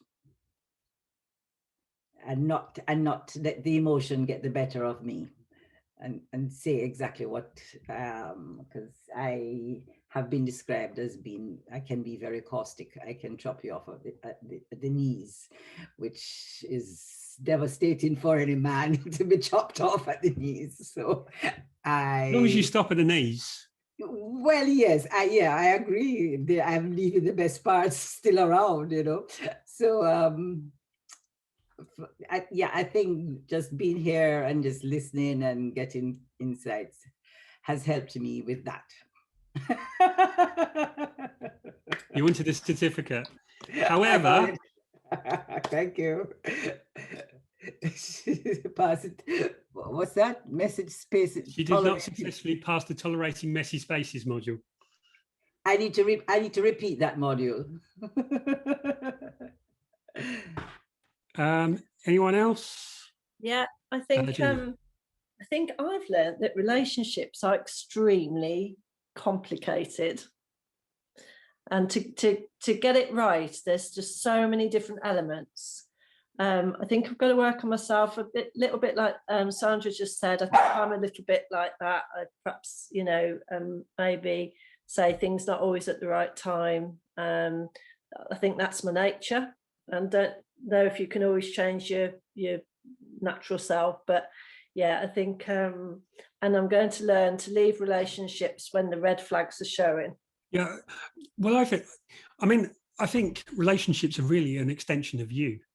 And it's about self-awareness, and it's about being, the happier you are, the better this is where it's like shared joy. But I'd be a little bit careful about red flags, because I think sometimes people at the first sign, they'll jump, and it's because they've got hypersensitivity to that sign. That so because what we always do is we make one mistake and we veer to the opposite, and so it's if you see like what you would call a red flag, explore, is it really that, or is that and it can be you're triggered because you immediately go back to the past relationship. So but Stephen? I'm in the kind of finding relationships kind of mode, and kind of self-improvement. But I'm kind of wondering how lockdown and COVID is impacting on things, in the sense that it's been very isolating. I live on my own, and it's been a long period that we've been, you know, trapped, as it were, without any wider involvement. So I think that's something to ponder. Yeah, I think there's a lot of people that are feeling anxious about being out, because you've been. I know myself. I've always had periods of time when I've gone like a bit of a hermit and withdrawn from the world. And when you come out of the cycle of that, it becomes, social interaction becomes harder. I'm introverted anyway, and I'm quite like my own thoughts and quite like being on my own. And then suddenly you go out and you have to mix in the world, and it's like, oh, you know, it becomes uncomfortable. So yeah, I think there's a lot of that. I think a lot of people are becoming a lot more clear of what they want. And yeah, and Nicole said, I think a lot of introspection. I think a lot of people who have never been introspective have been. You will cheer me on now. I remember earlier on when we started this whole thing last year, and I talked about meeting up, well, dating apps and all the rest of it, and meeting whoever online and those things. Well, I had a flirtation with a younger man. Please tell me, please share, because remember I was saying, oh God, younger man, oh my word, it was hilarious. Nothing serious, but it was, oh yes, yeah. Okay, it was quite hilarious, because I said to said young man, I'm old enough to be your mother, which I am. So for a week or two, we had a lovely flirt. It was nice. Oh, what's sex? Oh, it's online. There's the intrusive questions again. Okay. I said flirtation. I said flirtation. Good for you, Sandra. Different from having sex. Oh. Anyone else? Yeah, I've done a lot of self-mastery over the last COVID section.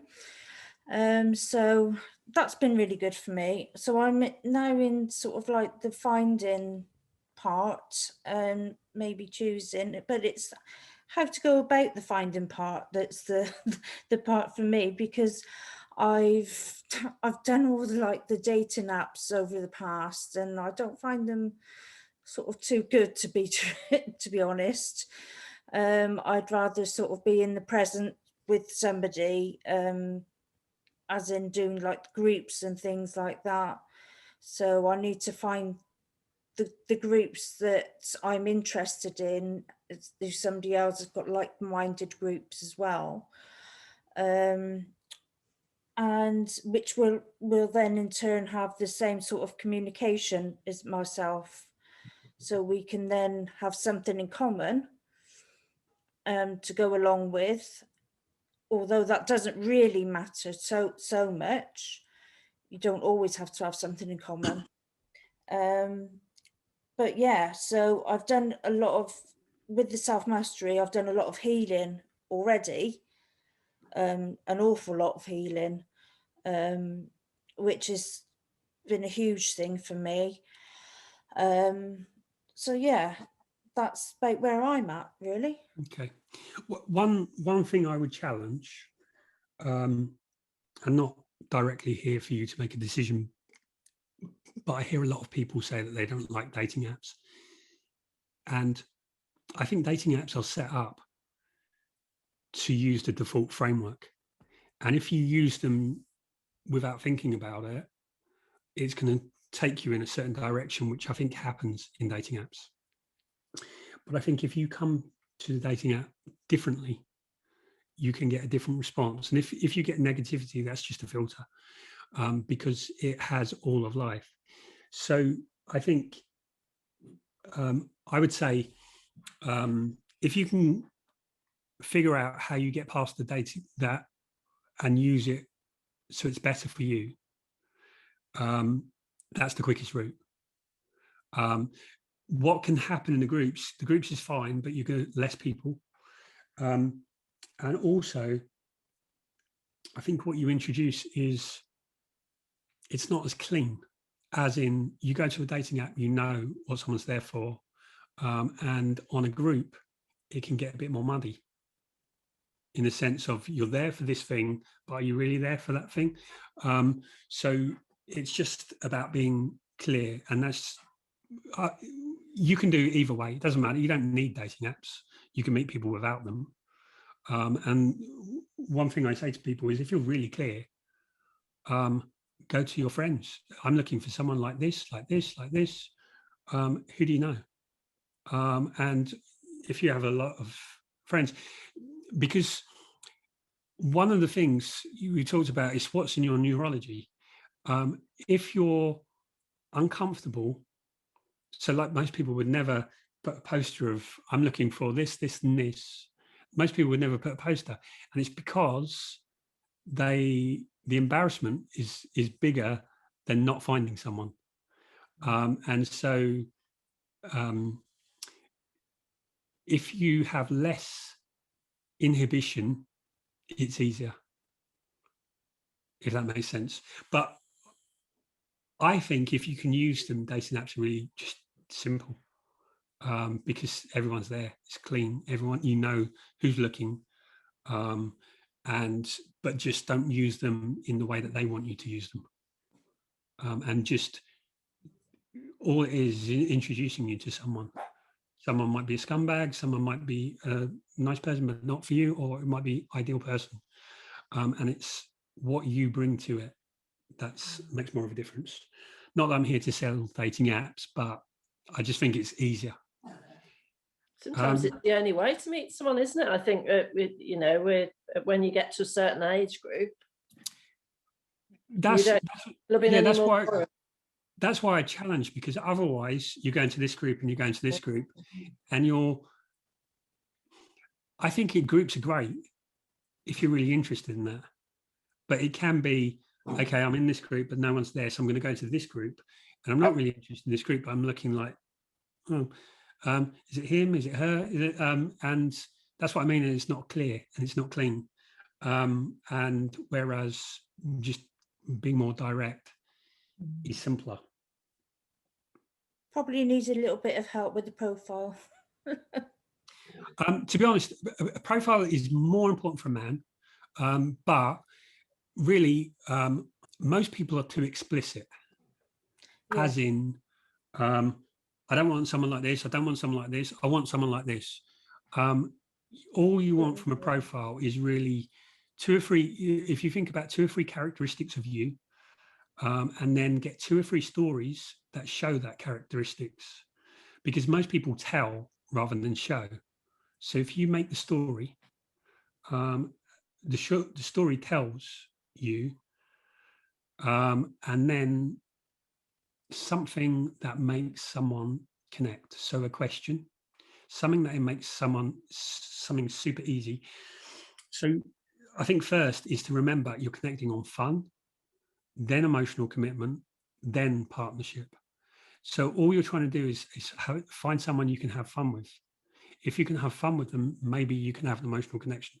But what a lot of people do on dating is, I'm only looking for someone really serious, and I want someone like this, someone like this, someone like this, apply here. And it was like, whoa, hang on, I don't even know you. And you're like, lots of women, they're so frustrated. I don't want anyone of this. I don't want any of this. I don't want any of this. So men read through and it's like, whoa, like, who's this princess who just, like, I only want you if you're going to be 10 years, you've committed 10 years ahead of your life.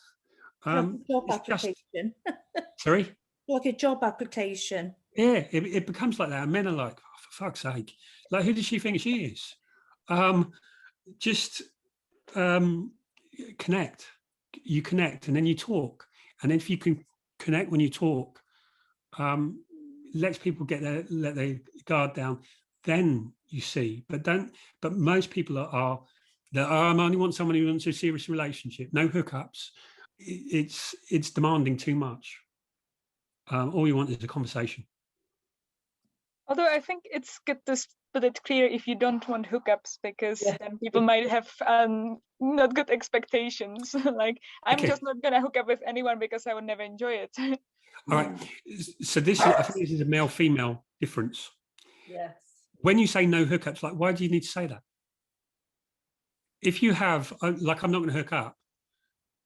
When someone says to you, all right, I'm round your way 2 o'clock in the morning, do you fancy a quick bunk up? Which is like, I've seen messages like are literally like that. And you go, no, I don't do hookups. But you don't need to. But if you put it on your profile, like if there's no hookups, there are no hookups, because it didn't get to that. But if you put it on your profile, it shows. It just feels like, why do you need to say it? You just don't do it.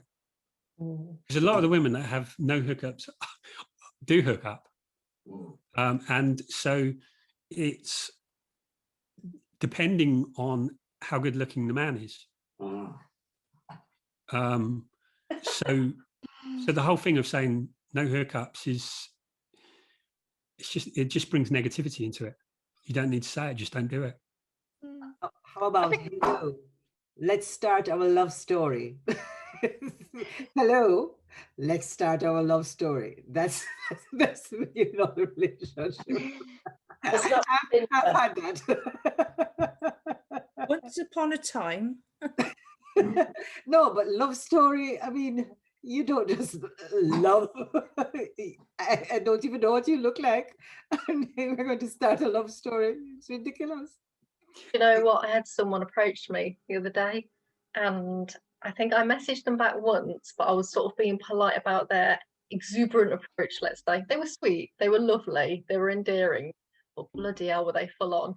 And by the second message that they came back to me, they were almost confessing their love, which was a little bit full on. So I was like, let's just take this one step at a time, shall we, kind of thing, you know.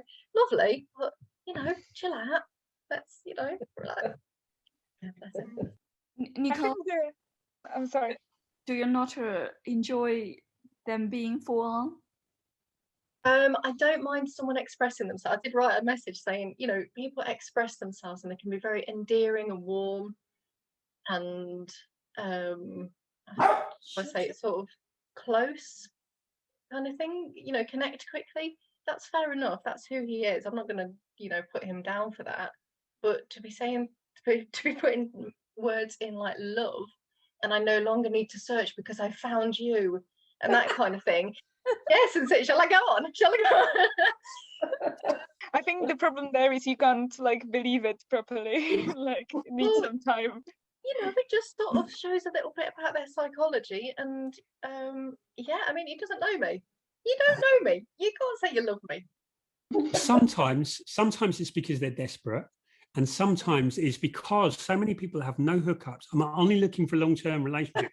Some men go, okay, right, I'm going to show her I really mean. Oh, you're so beautiful. Oh, I've never seen such a profile. I feel so much. And so, one of them as well. and so I think that's why I like the no hookups, because what it's telling someone is to, okay, so what it does, so if a man does want to hook up, right, and he's looking at all these and he goes, no hookups, go, let me promise undying love and I'll get the hookup. It's like a challenge. Is that what you do, Rob? You have a challenge on your hands, don't you? It is, isn't it? It's like, hey, we'll see. We'll see about that. So when you put really negative things, what you're doing is you're telling someone how to play you. Whereas if you... Hookups are welcome. then you will have lots of messages. It's just I think the thing with no hookups for me, or at least like being clear, that came to my mind because I actually had experience of dating up with how is it called, couchsurfing, where you literally just stay with people traveling. You stay in like a neighborhood somewhere and you just stay overnight, and some guys in some countries wouldn't even like get it, and I was like someone really wanted a hookup of me in this situation when I came to visit his country, and some people are not clear about it until they are in bed, basically. I see. So I think that's what fear, like why this many people, like many women would put it there if they don't want to hook up, because if you have that experience that someone almost had sex with you and you expected just staying overnight and talking about culture of your country, that's just yeah. I think you can do that, but you can put it slightly differently, as in I'm looking for someone I have a connection with, and you can talk about, I think there are better ways of putting it. Yeah, but when definitely. you go like, I no, would no, phrase no, it no, more no. like what I want rather than what I don't want, and hopefully that would become clear. Yeah. Can you say that you want to have children, marriage, etc. in your profile? It's enough to scare anyone off, isn't it? Yeah, I mean, I think you can, because I think that is a big deal breaker. I think whether you want children or don't want children is a defining aspect. So yeah, I think that's fair enough to put in. Some apps have it even like a category. You would say yes, no, maybe for the kids. Yeah. Oh, by the way, I met my boyfriend online and we hooked up on the first date. I don't think there is anything wrong with that. That's just up to the individual, really, isn't it? So, you know, if you're comfortable with that, then that's absolutely fine. Yeah. My thinking is that you're meeting people, you're not getting married to them. You are meeting different people, and some you will just not gel with, and that's goodbye. Others you may have another encounter and you may find that they're genuinely nice and they could possibly become good friends. And out of all of those, there might be one that you have a spark and you decide, well, let's explore this and see if it will work. I don't think that you can enter the dating market and think that you are going to hook up with the first person that you meet and that you're going to go through all of this. Because on paper, just like how you interview for a job, people put their best, well, sometimes put their best attributes together and create a nice picture and profile of themselves. And it may take a meeting or two to unravel that puzzle and pull it apart. And I think it's a matter of patience, but it's also a matter of being clear about what it is that you like, what you absolutely will not tolerate, and not deviate from that. You know, sometimes people will play upon you and you think, oh, I'm not so sure, I'm not so this, and you put yourself into a position where you're caught up in all kinds of confusing situations. I think you need to be, once you're clear, then you can go through and say, good, it was nice knowing you, meeting you, but goodbye, kind of thing, you know, and just not feel guilty about it. But Rob, is it a question of taking what you can get? Because when you say go on the 30 odd dates and then take the next person that's better than the whatever average, I mean, you can't just keep dating forever. So after the 30 odd dates, you just take what you can get that's acceptable, don't you? Well, I think it's a bit like Sandra said, you don't know someone until you get to know them. And if you're forever going off the profile to make a judgment of who you're going to be with, then you're never going to know. So I think you look at a few people. Okay, so what I would do if I was dating is I would start lots of messages. I'd have a few chats, and then I'd probably date 3 or 4 people and see how that went. And then there'd be one that you'd think, okay, this one I like best, this one we get on, and date them and see how it goes. And then it either works or it doesn't. And then you refine, what about it? Is it something I need to do differently? Is it a different type of person, or is it a different way of relating? and through, so where some people are 2 years and all they've ever had is first dates because no one's ever met their standards. Well, they're not learning anything. Either their expectations are too high, they're not connecting enough to really get to know people, or there's something really wrong that they're not chatting with anyone that's suitable. Because if you're looking, if you've been 2 years, and there are people that have been 2 years on a dating site and never really had a serious relationship, either you're not properly dating, like you're chatting to a few people and then going off for 3 months, and then chatting to a few people and then going off for a few months, because people get up and down and they get depressed and despair about it. Either there's something wrong, and it might be that your expectations of what you think, and so people have these, needs to be this, needs to be this, needs to be this, and it's assuming that they know what they want. So I remember in A Course in Miracles, there's a passage that says, you're stuck because you're trying to control the curriculum. What you don't know, you can't teach yourself. So you have to be open.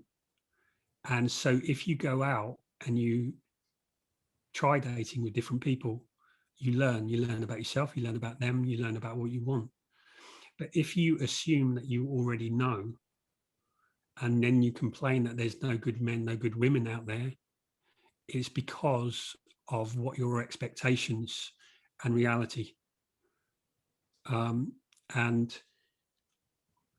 what happens there is people are projecting from someone's profile and assuming that they know how it's going to work out. And if you can connect, like I wouldn't pay too much attention to the profile. The better the profile you can have, particularly for men, it's more important. But some men just don't look at profiles. And no one is going to scan over them with, like, you know, that comb that you kids have when they have fleas. No one's going to scan over your profile like that. They're going to go, you know, like, it's the first impression. What do you seem like? And some people, and this is why I say, don't not nose. Be nicer about it, as in, put it in a more positive frame. Because when someone reads your profile, they get an emotion. They're going to assign you that emotion. And if that emotion is negative, they're going to... The biggest... So when you're looking at men, the biggest turn off for men is not feeling good enough. Feeling, here's a woman I can never be. Here's, look at her. She's a princess who wants everything, and what's she going to give to me? It's about dropping all the facades and all the bullshit, really. All it is. So the problem that people have with dating sites and dating apps is they expect too much of it. All it is it introduces you to people. It's eBay for people. It's someone you can connect to. We like Netflix is, if you want a film, you go to Netflix, but you don't blame Netflix if the film's bad. If you go to eBay and you buy something, it's good or bad, and they provide some protection. That's all a dating site is. It's a marketplace of people, good and bad, and it's about you and its boundaries, how much you allow someone in, how much you manage. So, like, one of the problem with people that have all these tick boxes is they fall for the wrong people. They put themselves in situations where they're more vulnerable. And it's because they've given up their power because they think this person is everything, that they delude themselves into it.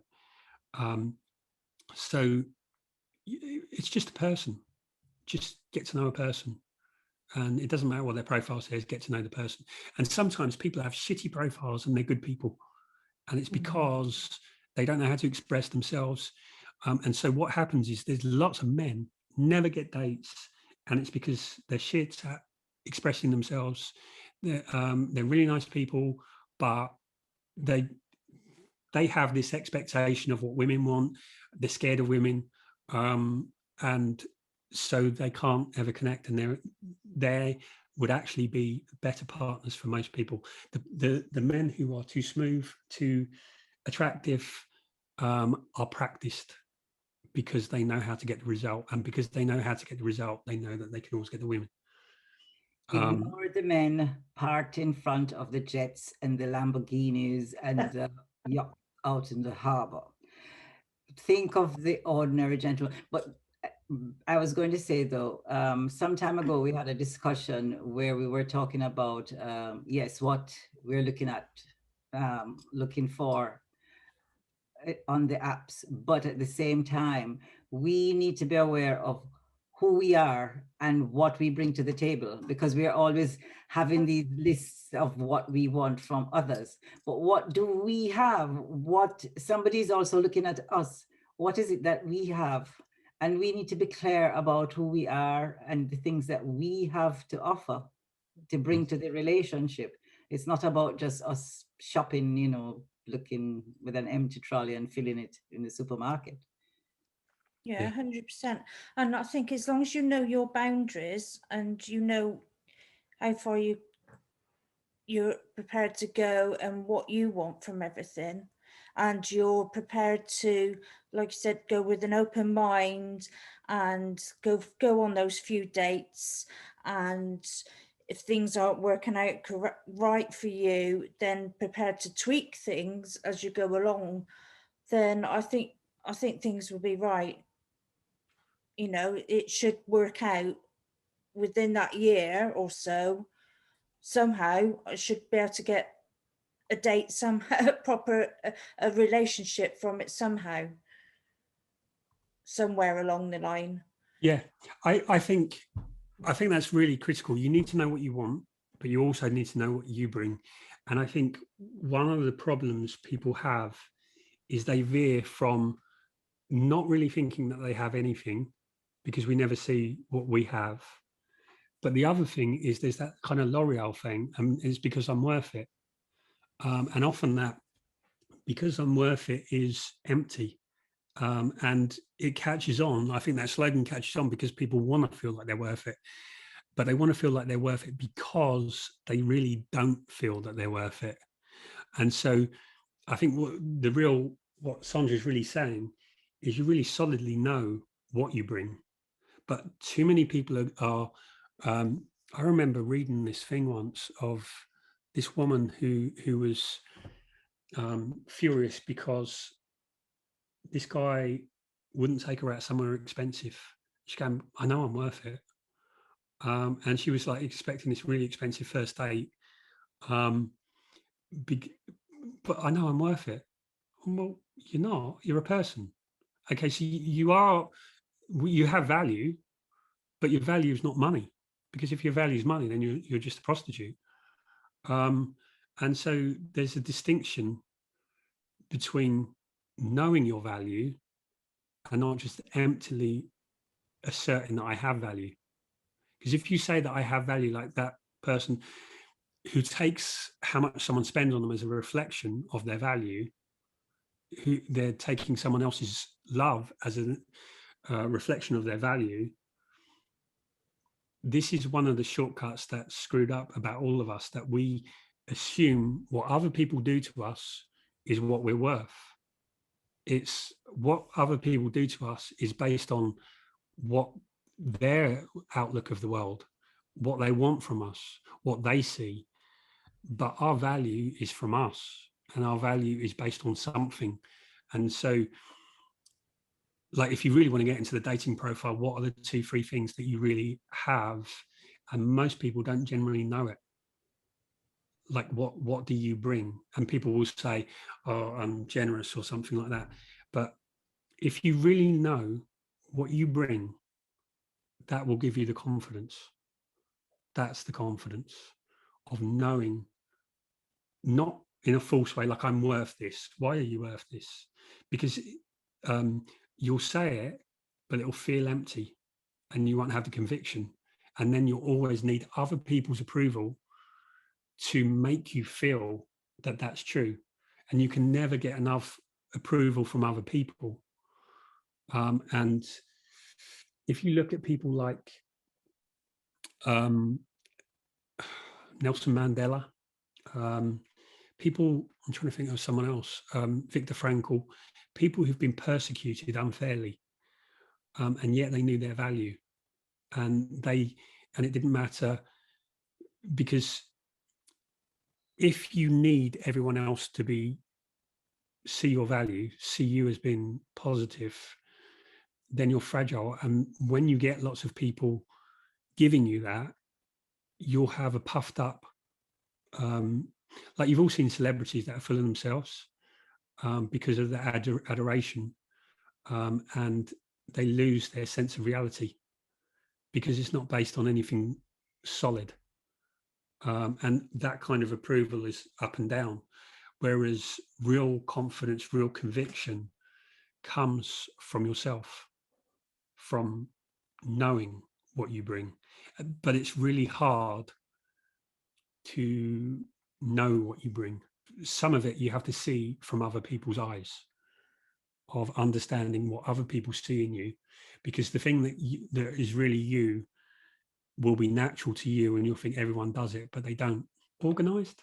I missed that bit. Oh, it was meant to Sandra for her profile.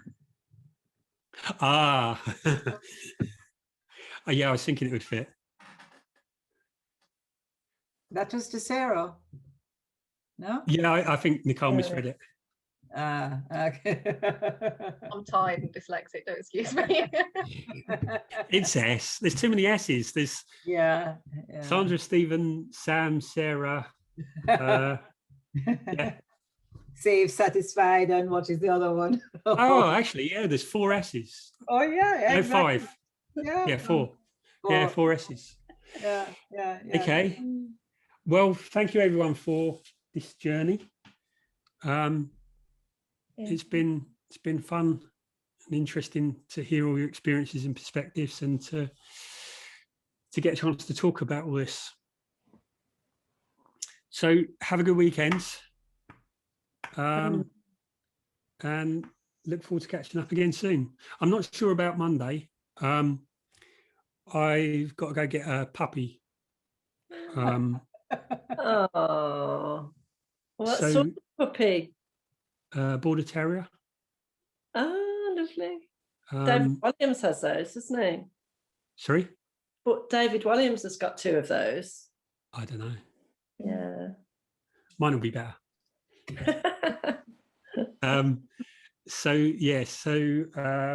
I think we'll have a break, because I think I have to be about for him getting used to it. So the week after, we'll start back again on the Monday. What will you be doing then, Rob? Our new mascot. It's got to be a part of us. You know, you can't have a puppy and then just hide him away. We've got to see. Well, we have to meet the puppy. We have to when he's not pooping and weeing, I'll bring him up. It'll have a nappy on it. Yeah, that new swimming today. What are you doing in a fortnight, Rob? What is it you're doing? I don't know yet. Oh, I see. So you just put it on the meetup. Yeah. So what's the likely evolution of this? Seeing that we've done this 5-day thing and we've had the 37 sessions before and we are here, what else can we do? Well, I am going to put together a group. I'm actually going to ask your opinions of some putting together a group, and I'm thinking, so there's 2 areas that I'm the main area really, or one of the main areas I really want to work in is couples in conflict, and I really want to develop a model on conflict. Conversation is one I don't have enough for yet. That's one I'm sort of gathering, but the 2 I've sort of done lots with are dating and breakups. But I think there will be a group on dating, but that's going to have to go deeper. So it's going to be a paid group, and I'm just working out. So there's like a curriculum, but the curriculum, I think what you've got is that it's not about the curriculum, it's about how do you grow into the curriculum, if you know what I mean? Because it's about the capability. And so it's about how do you grow individually? And where I've done that before, it's been kind of one-to-one. You can do it in a group, but it's harder. And it's either going to be a group, or I'm looking at masterminds, as in like circles. So 6 to 10 people helping each other. So like basically each person is, okay, this is what I'm dealing with. This is where I'm stuck. And each other give clarifying questions and then ideas. And then the person make a decision. And so it's then about their growth. So I'm looking at how do you do that? Because if you limit it to six to 10 people, it's the balance between making sure it makes a difference and the cost. Because obviously, like one-to-one is expensive, like really expensive. Group is easier. It's not as directed. And I think a mastermind is, but it's just about how many people can it work with. So any thoughts on what would be useful? Would it be something you were interested in? And if not, why? That would be interesting to me. Are you a psychologist, Rob? Yeah, well, I did a psychology degree, yeah. So psychologist is quite specific, as in you usually then have to go on and specialize in something. But I did a psychology degree. Do you see the need for work to be done on the effects of the extended lockdown on not just marriages, relationships, but also even what we were talking about earlier, getting back into the dating process, because now there's a whole different social dynamic. How close can you get to somebody, even though we are masks less and what have you, we can go into restaurants and all the rest of it, but there's another layer that's been added to the awkwardness of meeting people for the first time, for example, and going through that whole process, because we now have to think about other things that would be natural. We are now having to think a little bit more. Is there anything that you think would be lasting as to how we approach anything? Because I know, for example, some people have complained about being so close together during lockdown for extended periods that some people their relationships have actually ruptured, for example. Okay. I think it's one of those things that everyone has their individual boundaries. I don't know, right? Who would be comfortable meeting someone as normal? Yeah, I would. Yeah, I would too. Yeah. So depends. If it's outdoors, yes, fine.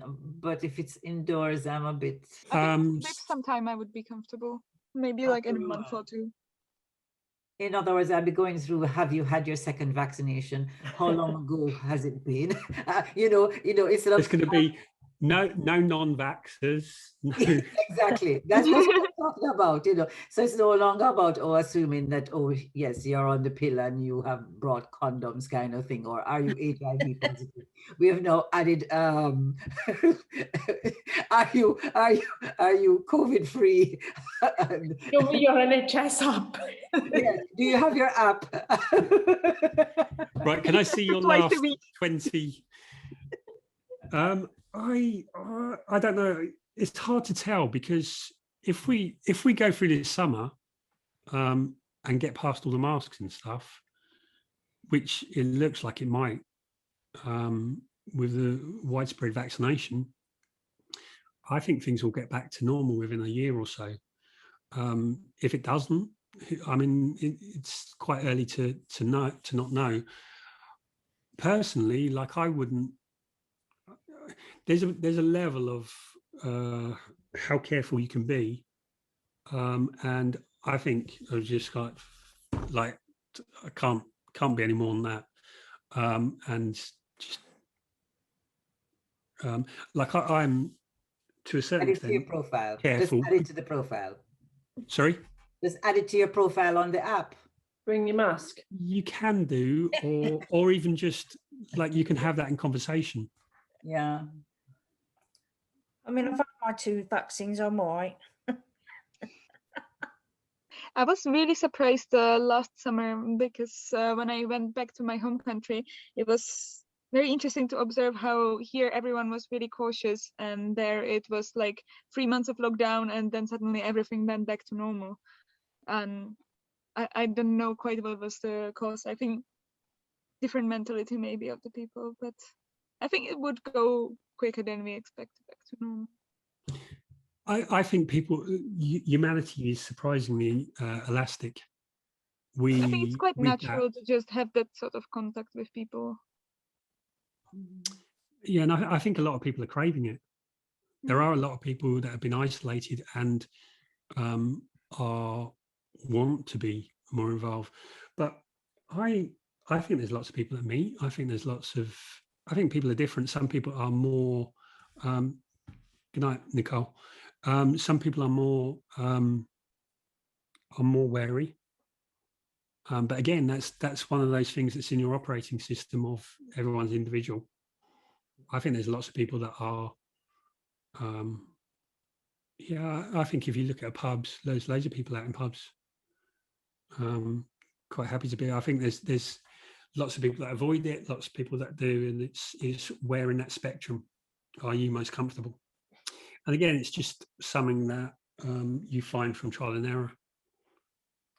I read somewhere, somebody wrote an article talking about the close proximity of being with family members, and in particular a partner. The whole issue of communication just became part of this, this headlining thing that was there that confronted everybody, because normally you're working, you have very few hours, you say what you need to say to deal with specific issues, be it the children, whatever, blah, blah, blah, blah, blah. But now from your waking to your going to bed, you have all of this time, and what do you speak about? Mm-hmm. And how comfortable are you speaking about these other things, because you just haven't spoken about them for ages, and it's new territory. Yeah, and I think there's lots of couples that have used other things as escape, to escape from having the conversation, and now they can't,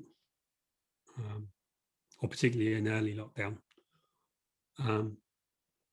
Yes, I think that I think things like this are usually, like when I look at psychology, is like there was so much about obedience and social control after Nazis.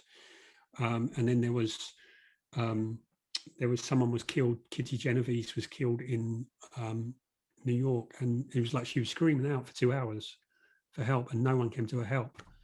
And so there was lots of research about that, so I think of these significant points where there's lots of research. And I think there will be a lot of research. I don't know if it'll be in communication, but something. I think there will be more, because it's highlighted a need. And this is what I talked about, like in your operating system, there's a problem, and it only gets activated when you have the right environment. And that's why over the course of a relationship, you have all these environments.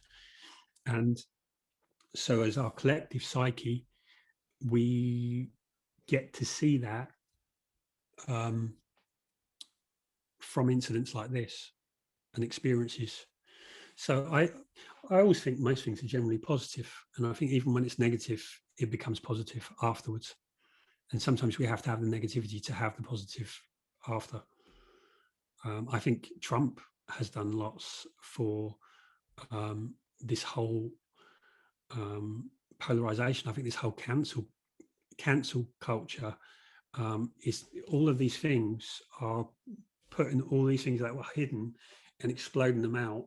And I think our society is going to evolve in lots of ways, that we've gone from being all about the money to being not at all about the money, and from being prejudiced to being woke to being and somewhere in the extremities of it all, we work out what is actually valid and what's worthwhile and what's just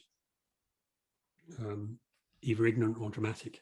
Okay, well, thank you everyone again. Really enjoyed chatting with everyone, and see you in Monday week.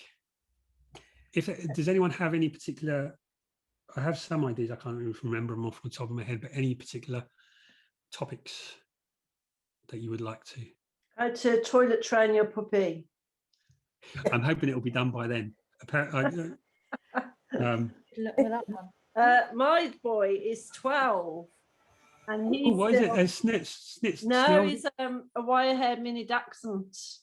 Okay. But he's hated that I've been on this tonight, and you've heard him. He hasn't left me alone all night. But he's 12, and he still disgraces himself sometimes. So, yeah. Possible to do some thing with something more on communication, because there's several levels of communication, and I think that we talk about communication, but like when you were talking earlier on, you know, the nonverbal, for example, and the spoken word, sometimes they're opposed. And what is the real message? How do you decipher what is the reality in those circumstances?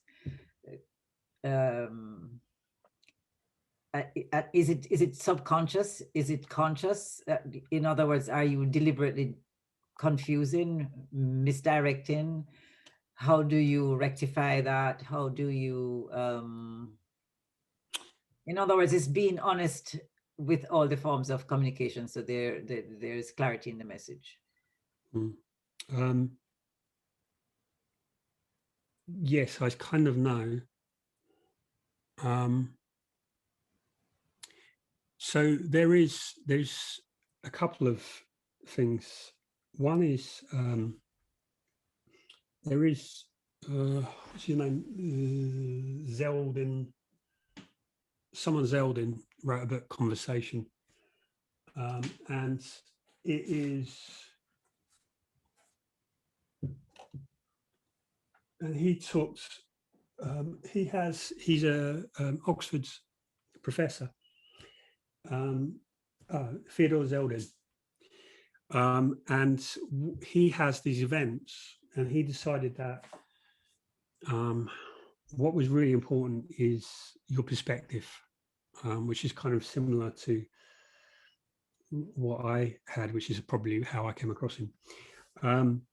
And he has an event called Oxford Muse, and it's basically you go and like you have a course of dinner, but you have a course of conversation menu, and you take some, like a young girl with an old sounds wrong, young girl with an old man, but so you would say, like, someone from a Western background would meet someone from an Asian background, and so it's completely different. Someone you'd never have a conversation with, and it's taking them through different levels of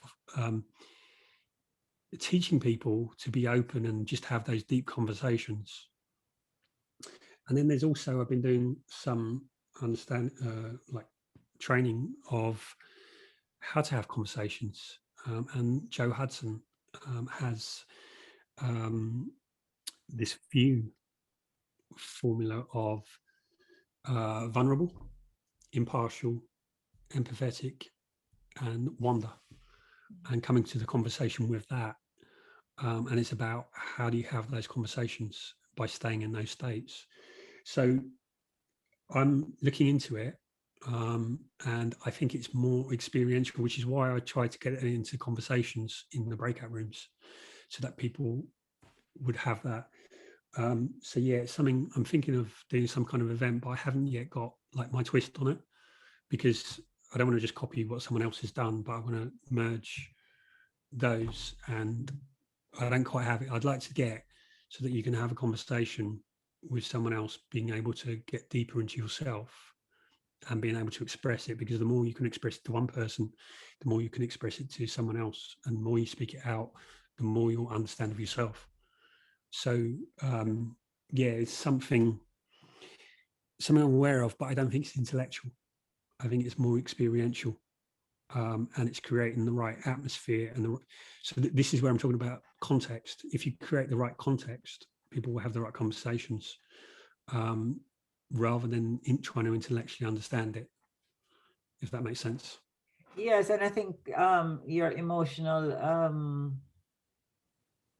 I don't want to use the word maturity, but your but where you are emotionally and how aware you are of your emotional state, also contributes to your ability to have various types of conversation. It's not about the intellect and whatever. It is about the ability to listen and really listen, hear, understand, compute, whatever it is, and to then have a response that is appropriate and relevant. Yeah, that's what I found. It's the level of capability. That's where I'm developing more than develop ideas, but how do I develop capability in myself?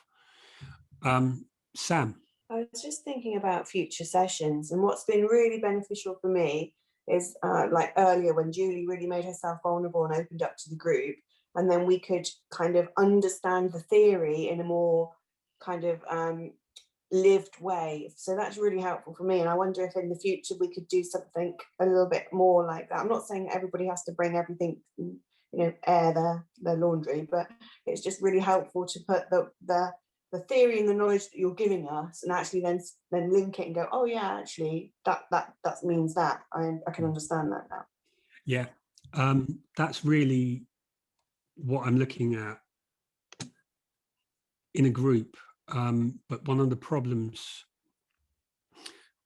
with an open group, meaning that there's no barrier to joining, is where there's no barrier to entry, you can't filter. So that, like, creating the right group is about there has to, like, the higher, so it's normally more in a paid program, because there's less people, the people who are more committed, and they're there for the same reason.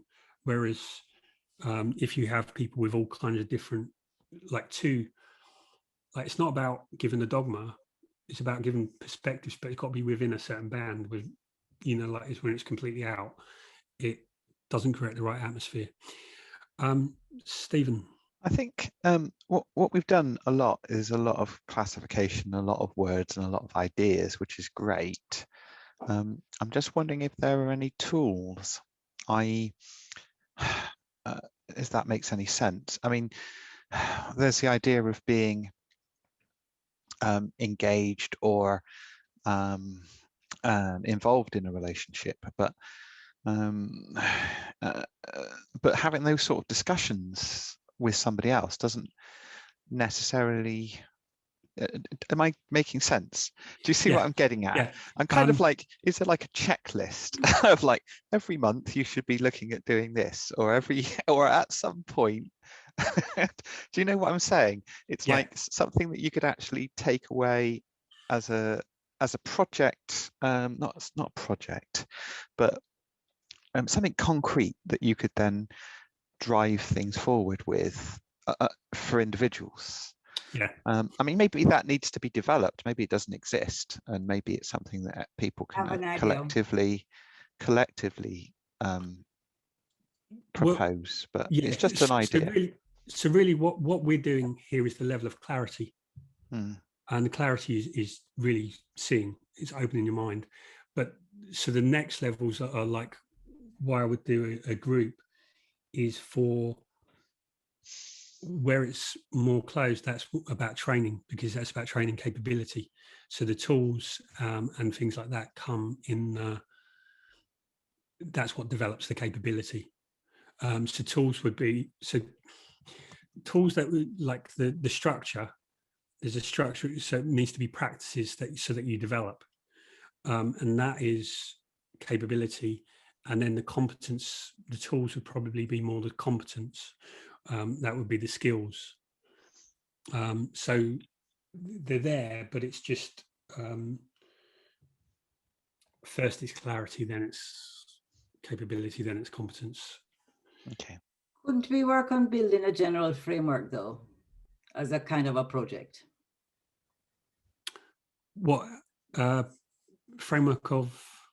All of what we're talking about, just like what you're saying there, the clarity, the whatever. In other words, just yeah, framework. You know, setting out the various important components in a sort of connected way, so that it frames what we have been discussing and gives you the key points in a way, not necessarily a checklist, but pointing. Yeah. I'll show you for consideration, and yeah, just like what Stephen is saying, because then it's a kind of a reference model. I think if I can find the model, I have. So that's kind of the pathway. So there's clarity, who's changed the game, be the author, feel certain. Capacity is more like, so this one is a little bit more detailed. So these are what are in like the different levels. So capacity is like self-awareness. It's then creating the story that makes you strong. It's about the big six, which is sleep, stress, stamina, strength, sugar, all those things. End the pain, break the chain is about healing. So then, yeah, it's between surviving and thriving, so that your capacity is greater. Competence is and can be, so it's about focus outside. There's more in there, but it doesn't show it all. And so it's really about living up to that model of integrity, vulnerability, respect. And then it's about how do you feel enchanted or drained. And then confidence is the 3 keys, building connection, the deeper conversations. So that's where you would learn the skills of the conversation. Agreeing on the promised land is about when you have those 2 polarities, how do you create the third? Resolving conflicts, like when there's a problem, the problem is about there's a fixed location, and if you have 2 fixed locations, you stay stuck in the problem. If you only have the one, you can rotate around it. And so that's where like you have the project plan. So is that kind of what you mean? In a sense, yes, but not so much that it is that impersonal, that abstract. I think possibly we could kind of work on our own, because some things may not be as important for different people, but we can draw from it and say, okay, these are the things, these are our trigger points, these are the things that matter to us, these are the things that are relevant to us, or that we need to be aware of or really work on. And so we plot our own. Yeah. So really what it is there has to be some kind of curriculum. So that is kind of a curriculum. And a curriculum obviously has to be refined. In anything, you have a curriculum, but people don't get it first time round. And so there needs to be lots of, like you need to grow to the curriculum. And you're not going to understand it first time. Like there's things that I do, and I have I'm following a curriculum, but I don't get it. And 2 years in, and you're still getting a more refined idea. And the curriculum is simple, but because all of us don't get it, there's all these other kind of workshops and things to help you see it, and it's said in a different way. So yeah, I think it's you have the curriculum, but there's still a journey to understanding the curriculum. It's an iterative process, and I think the more information you get is the better you can understand, as you're saying, as you go along, and you can fill in the gaps, but you can also expand those points. And that, I think, is what I was thinking, that if we have a basic framework that speaks to you, then as you go along, you're looking at those various data points, or whatever you want to call it, and you're expanding, as you say, with your experiences, courses, reading, whatever it is that you're doing, and you can flesh that out as you go along. Yeah, I want to put a group together that's going to refine it. And I think this, what we need insights, because we need something from outside of ourselves, because we don't see what we're stuck in. Like the Course in Miracles, a quote I was saying, that if you try and control the curriculum, you can't teach yourself what you don't know. But also we need other people, because we don't get it. It's not something you can get from a book. So this, what I've done here, these 5 nights, is really what I want to be the basis of a book. So this transcribe will be however many 40, 50,000 words. That will be the basis, and then there'll be other stuff. But that in itself isn't enough. It's the experiential.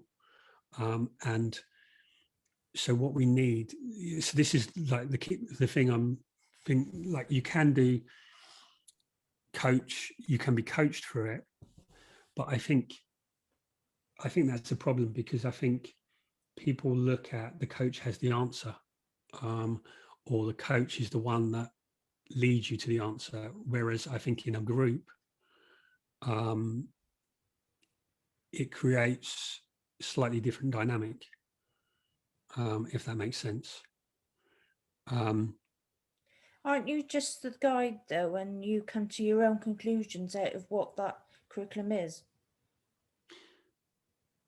Yeah. I think so. But I think if we don't have anyone else, it's the whole idea of challenge, accept, evolve. If we don't have anyone else to challenge us, it's really, really hard to challenge yourself on what you don't know. Yeah.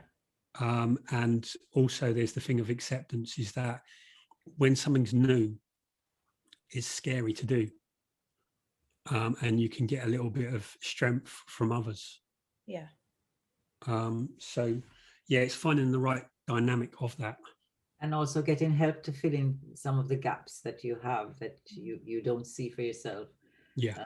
Because sometimes I think we are poor judges of our capabilities and what we really are. And that stems from a number of reasons, our experiences, etc. And sometimes it just needs an external acknowledgement of that to validate it, and to actually make us accept that this is a property that actually belongs to us, is a part of us. It's, something that is intrinsic to ourselves. And it,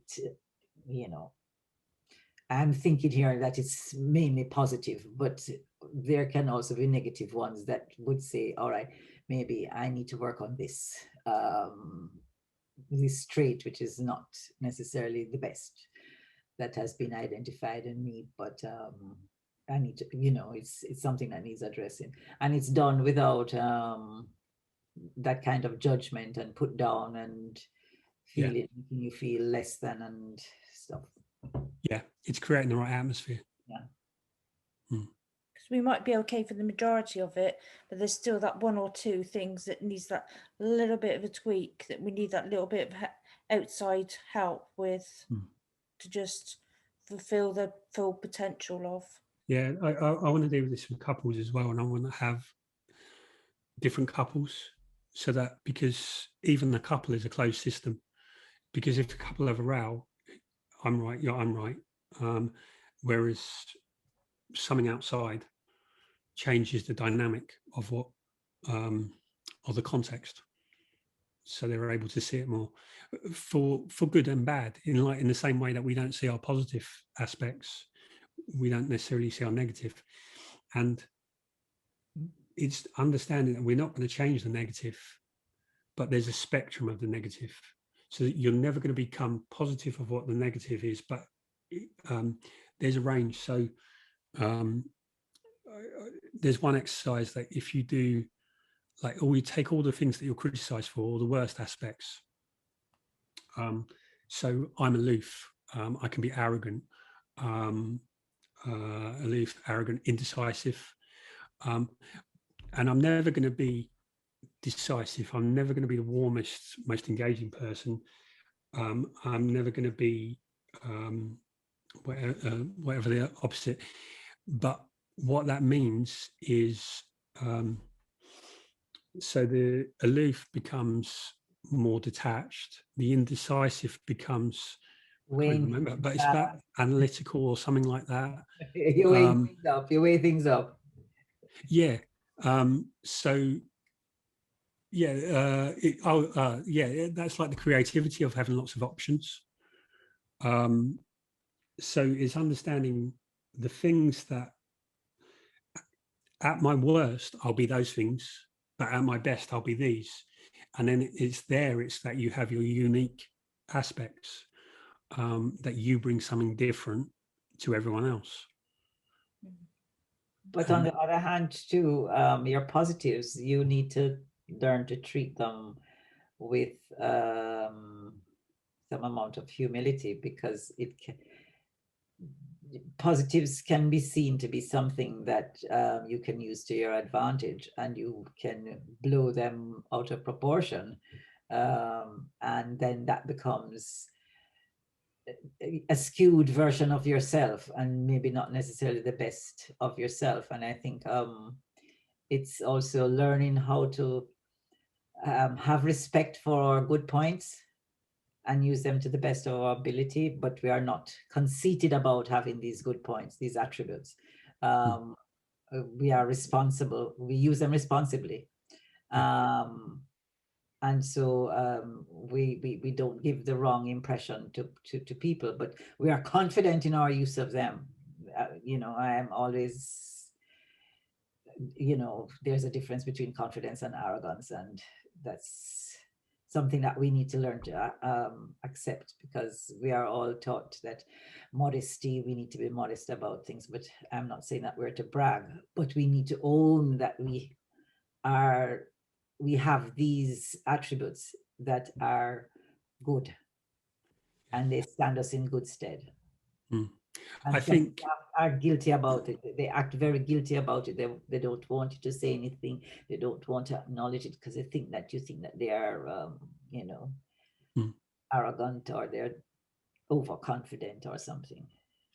Yeah, I think you have to be dispassionate to it. Is that what your negative, like, not be too sensitive about your negative or your positive, because it's just who you are, and not judge either of them.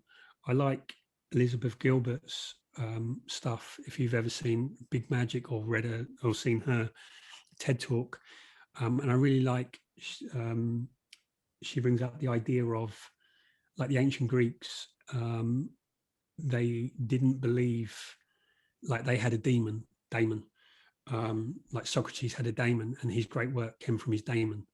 And the Romans called it genius, the Greeks called it daemon. And basically they felt that their genius was this thing that was around them. And if they came up with something shit, it was their genius's fault. And if they came up with something great, it was their genius. And so they were detached from what they did. And so because of this, good night, Nancy. And because of this, they didn't take it personally. It was, here's my work, let it go. Whereas what we've become is attached, like how my work is received is a reflection of me, as opposed to this is the ideas I have, that's it. And it becomes more objective. Anyway, really interesting discussion, but I'll look forward to putting together a group and making this, building out and fleshing out the tools, the framework that are more, help everyone in your journeys, and then we build something as well. Pathway. Thank you, Rob. It's been really good. Thank you, Rob. Thanks, Bye. everyone. Have a good weekend and a good week. And you enjoy your puppy. Clearing up after it. Yeah. Bye. Bye. Bye.